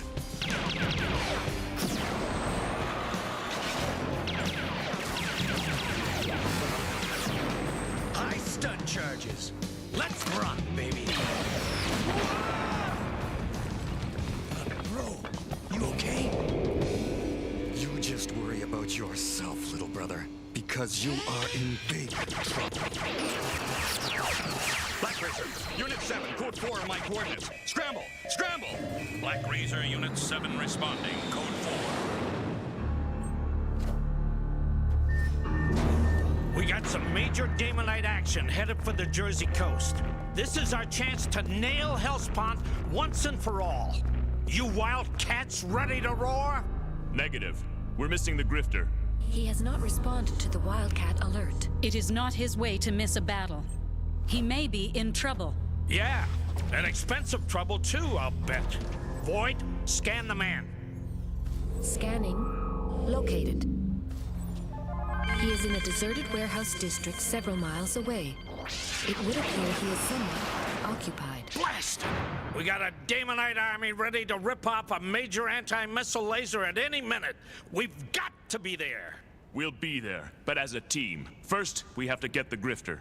Let's just hope we can do it in time to stop Hellspawn.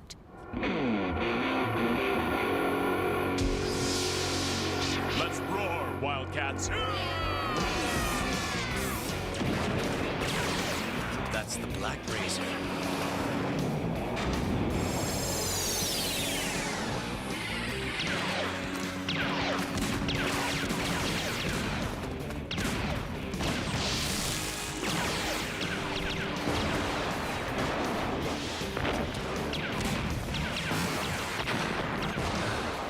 So where's the cavalry when you need them?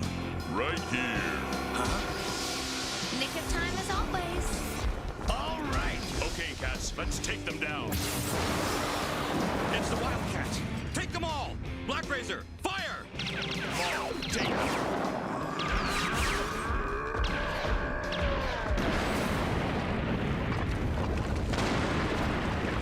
I'm just gonna have to pay for this, too. I just know it.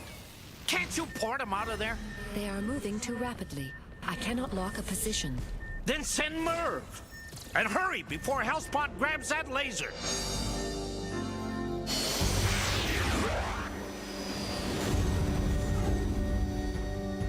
Target sighted and locked. Test fire commencing now. Over, yeah!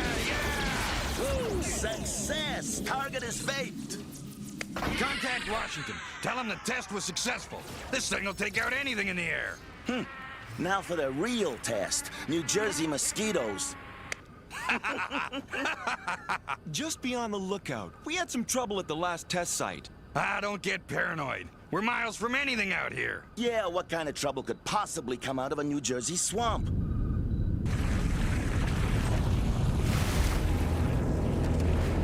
That kind of trouble. Run!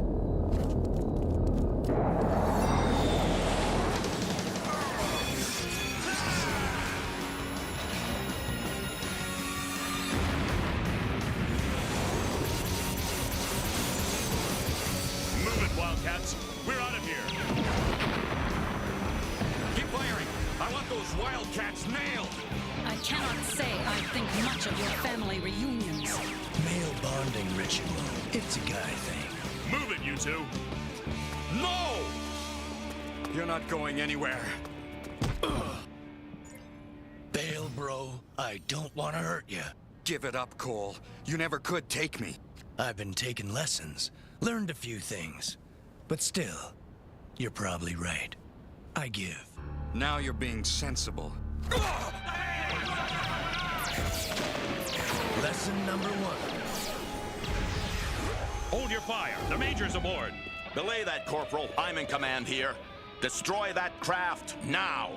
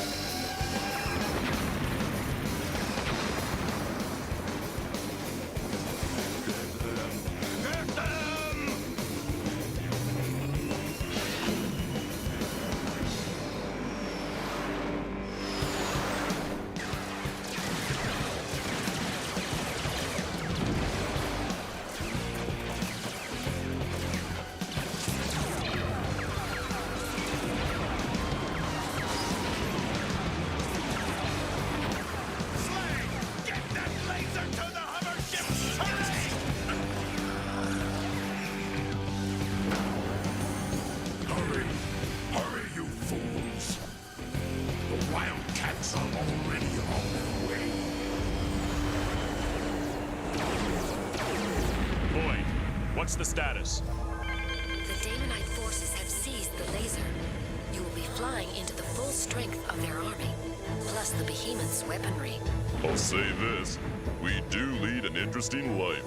I just hope we can keep leading it. Maybe we can. All we need's a little help. From him? From them. Oh, yeah. They're gonna be a big help, all right. Leave it to brotherly love and understanding. Wake up, you goody two-shoes piece of cheese. We ain't got much time, brother of mine, but this is important. So for once in our lives, I'm asking you to listen and believe. Hurry, you igneous idiot. Get that laser aboard and quickly. I may need to use it sooner than I thought. So that's why the Wildcats were created, to fight the Daemonites and prevent the destruction of humanity. I'm sorry, I just can't buy it. Aliens taking over bodies? It's impossible. No way. Then will you at least believe that bad guys, aliens or not, are stealing the giant laser? We gotta stop them. That I'll believe. Let's get them. Black Razor, hold your fire. Forget the Wildcats for now. Target that sub. No, you have your orders, Major Cash. Destroy the Wildcats now! Wait, I'm commanding this mission. Not anymore, Major. You're relieved. Sir, have you gone insane? Not quite.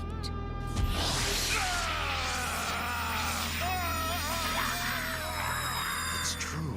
Blast that thing!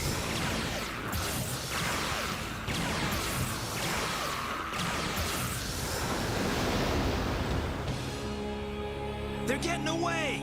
No, they can't submerge. It'll ruin the laser. On their tails, Wildcats.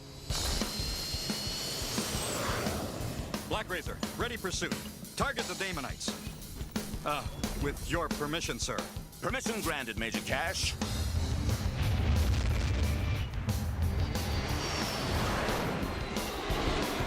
Lord Hellspot, the Wildcats and Black Razor are about to attack. Blast! Pike, destroy them! Daemonite forces, all weapons activate. Stand by to repel boarders. Let's go, Wildcats. Pounce and pound them.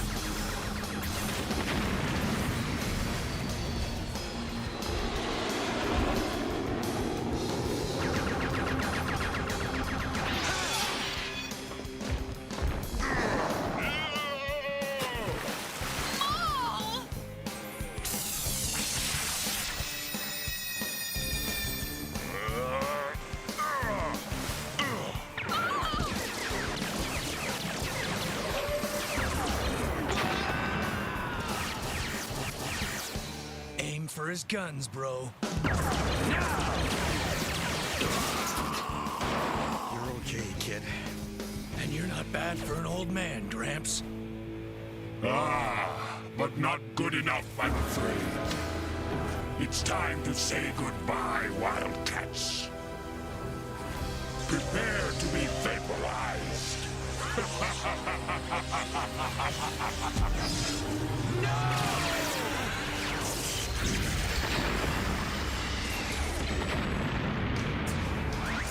Back to the aircraft. Move it, people! Hang on, bro.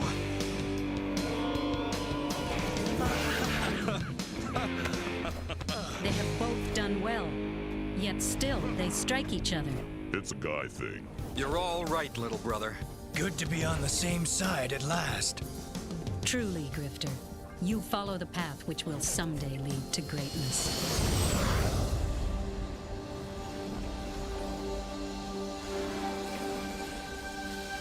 Daemonite forces, our prize has regrettably been destroyed. Prepare to submerge. What? You destroyed another laser? Well, I couldn't let Hellspawn keep it. Besides, the Black Razor have agreed to intercede with the government at our request. The laser development project has been put on hold indefinitely. Still, I'm sure they'd appreciate being paid for the one Max and I blew up. Grifter, I think it was cheaper when you just stole money.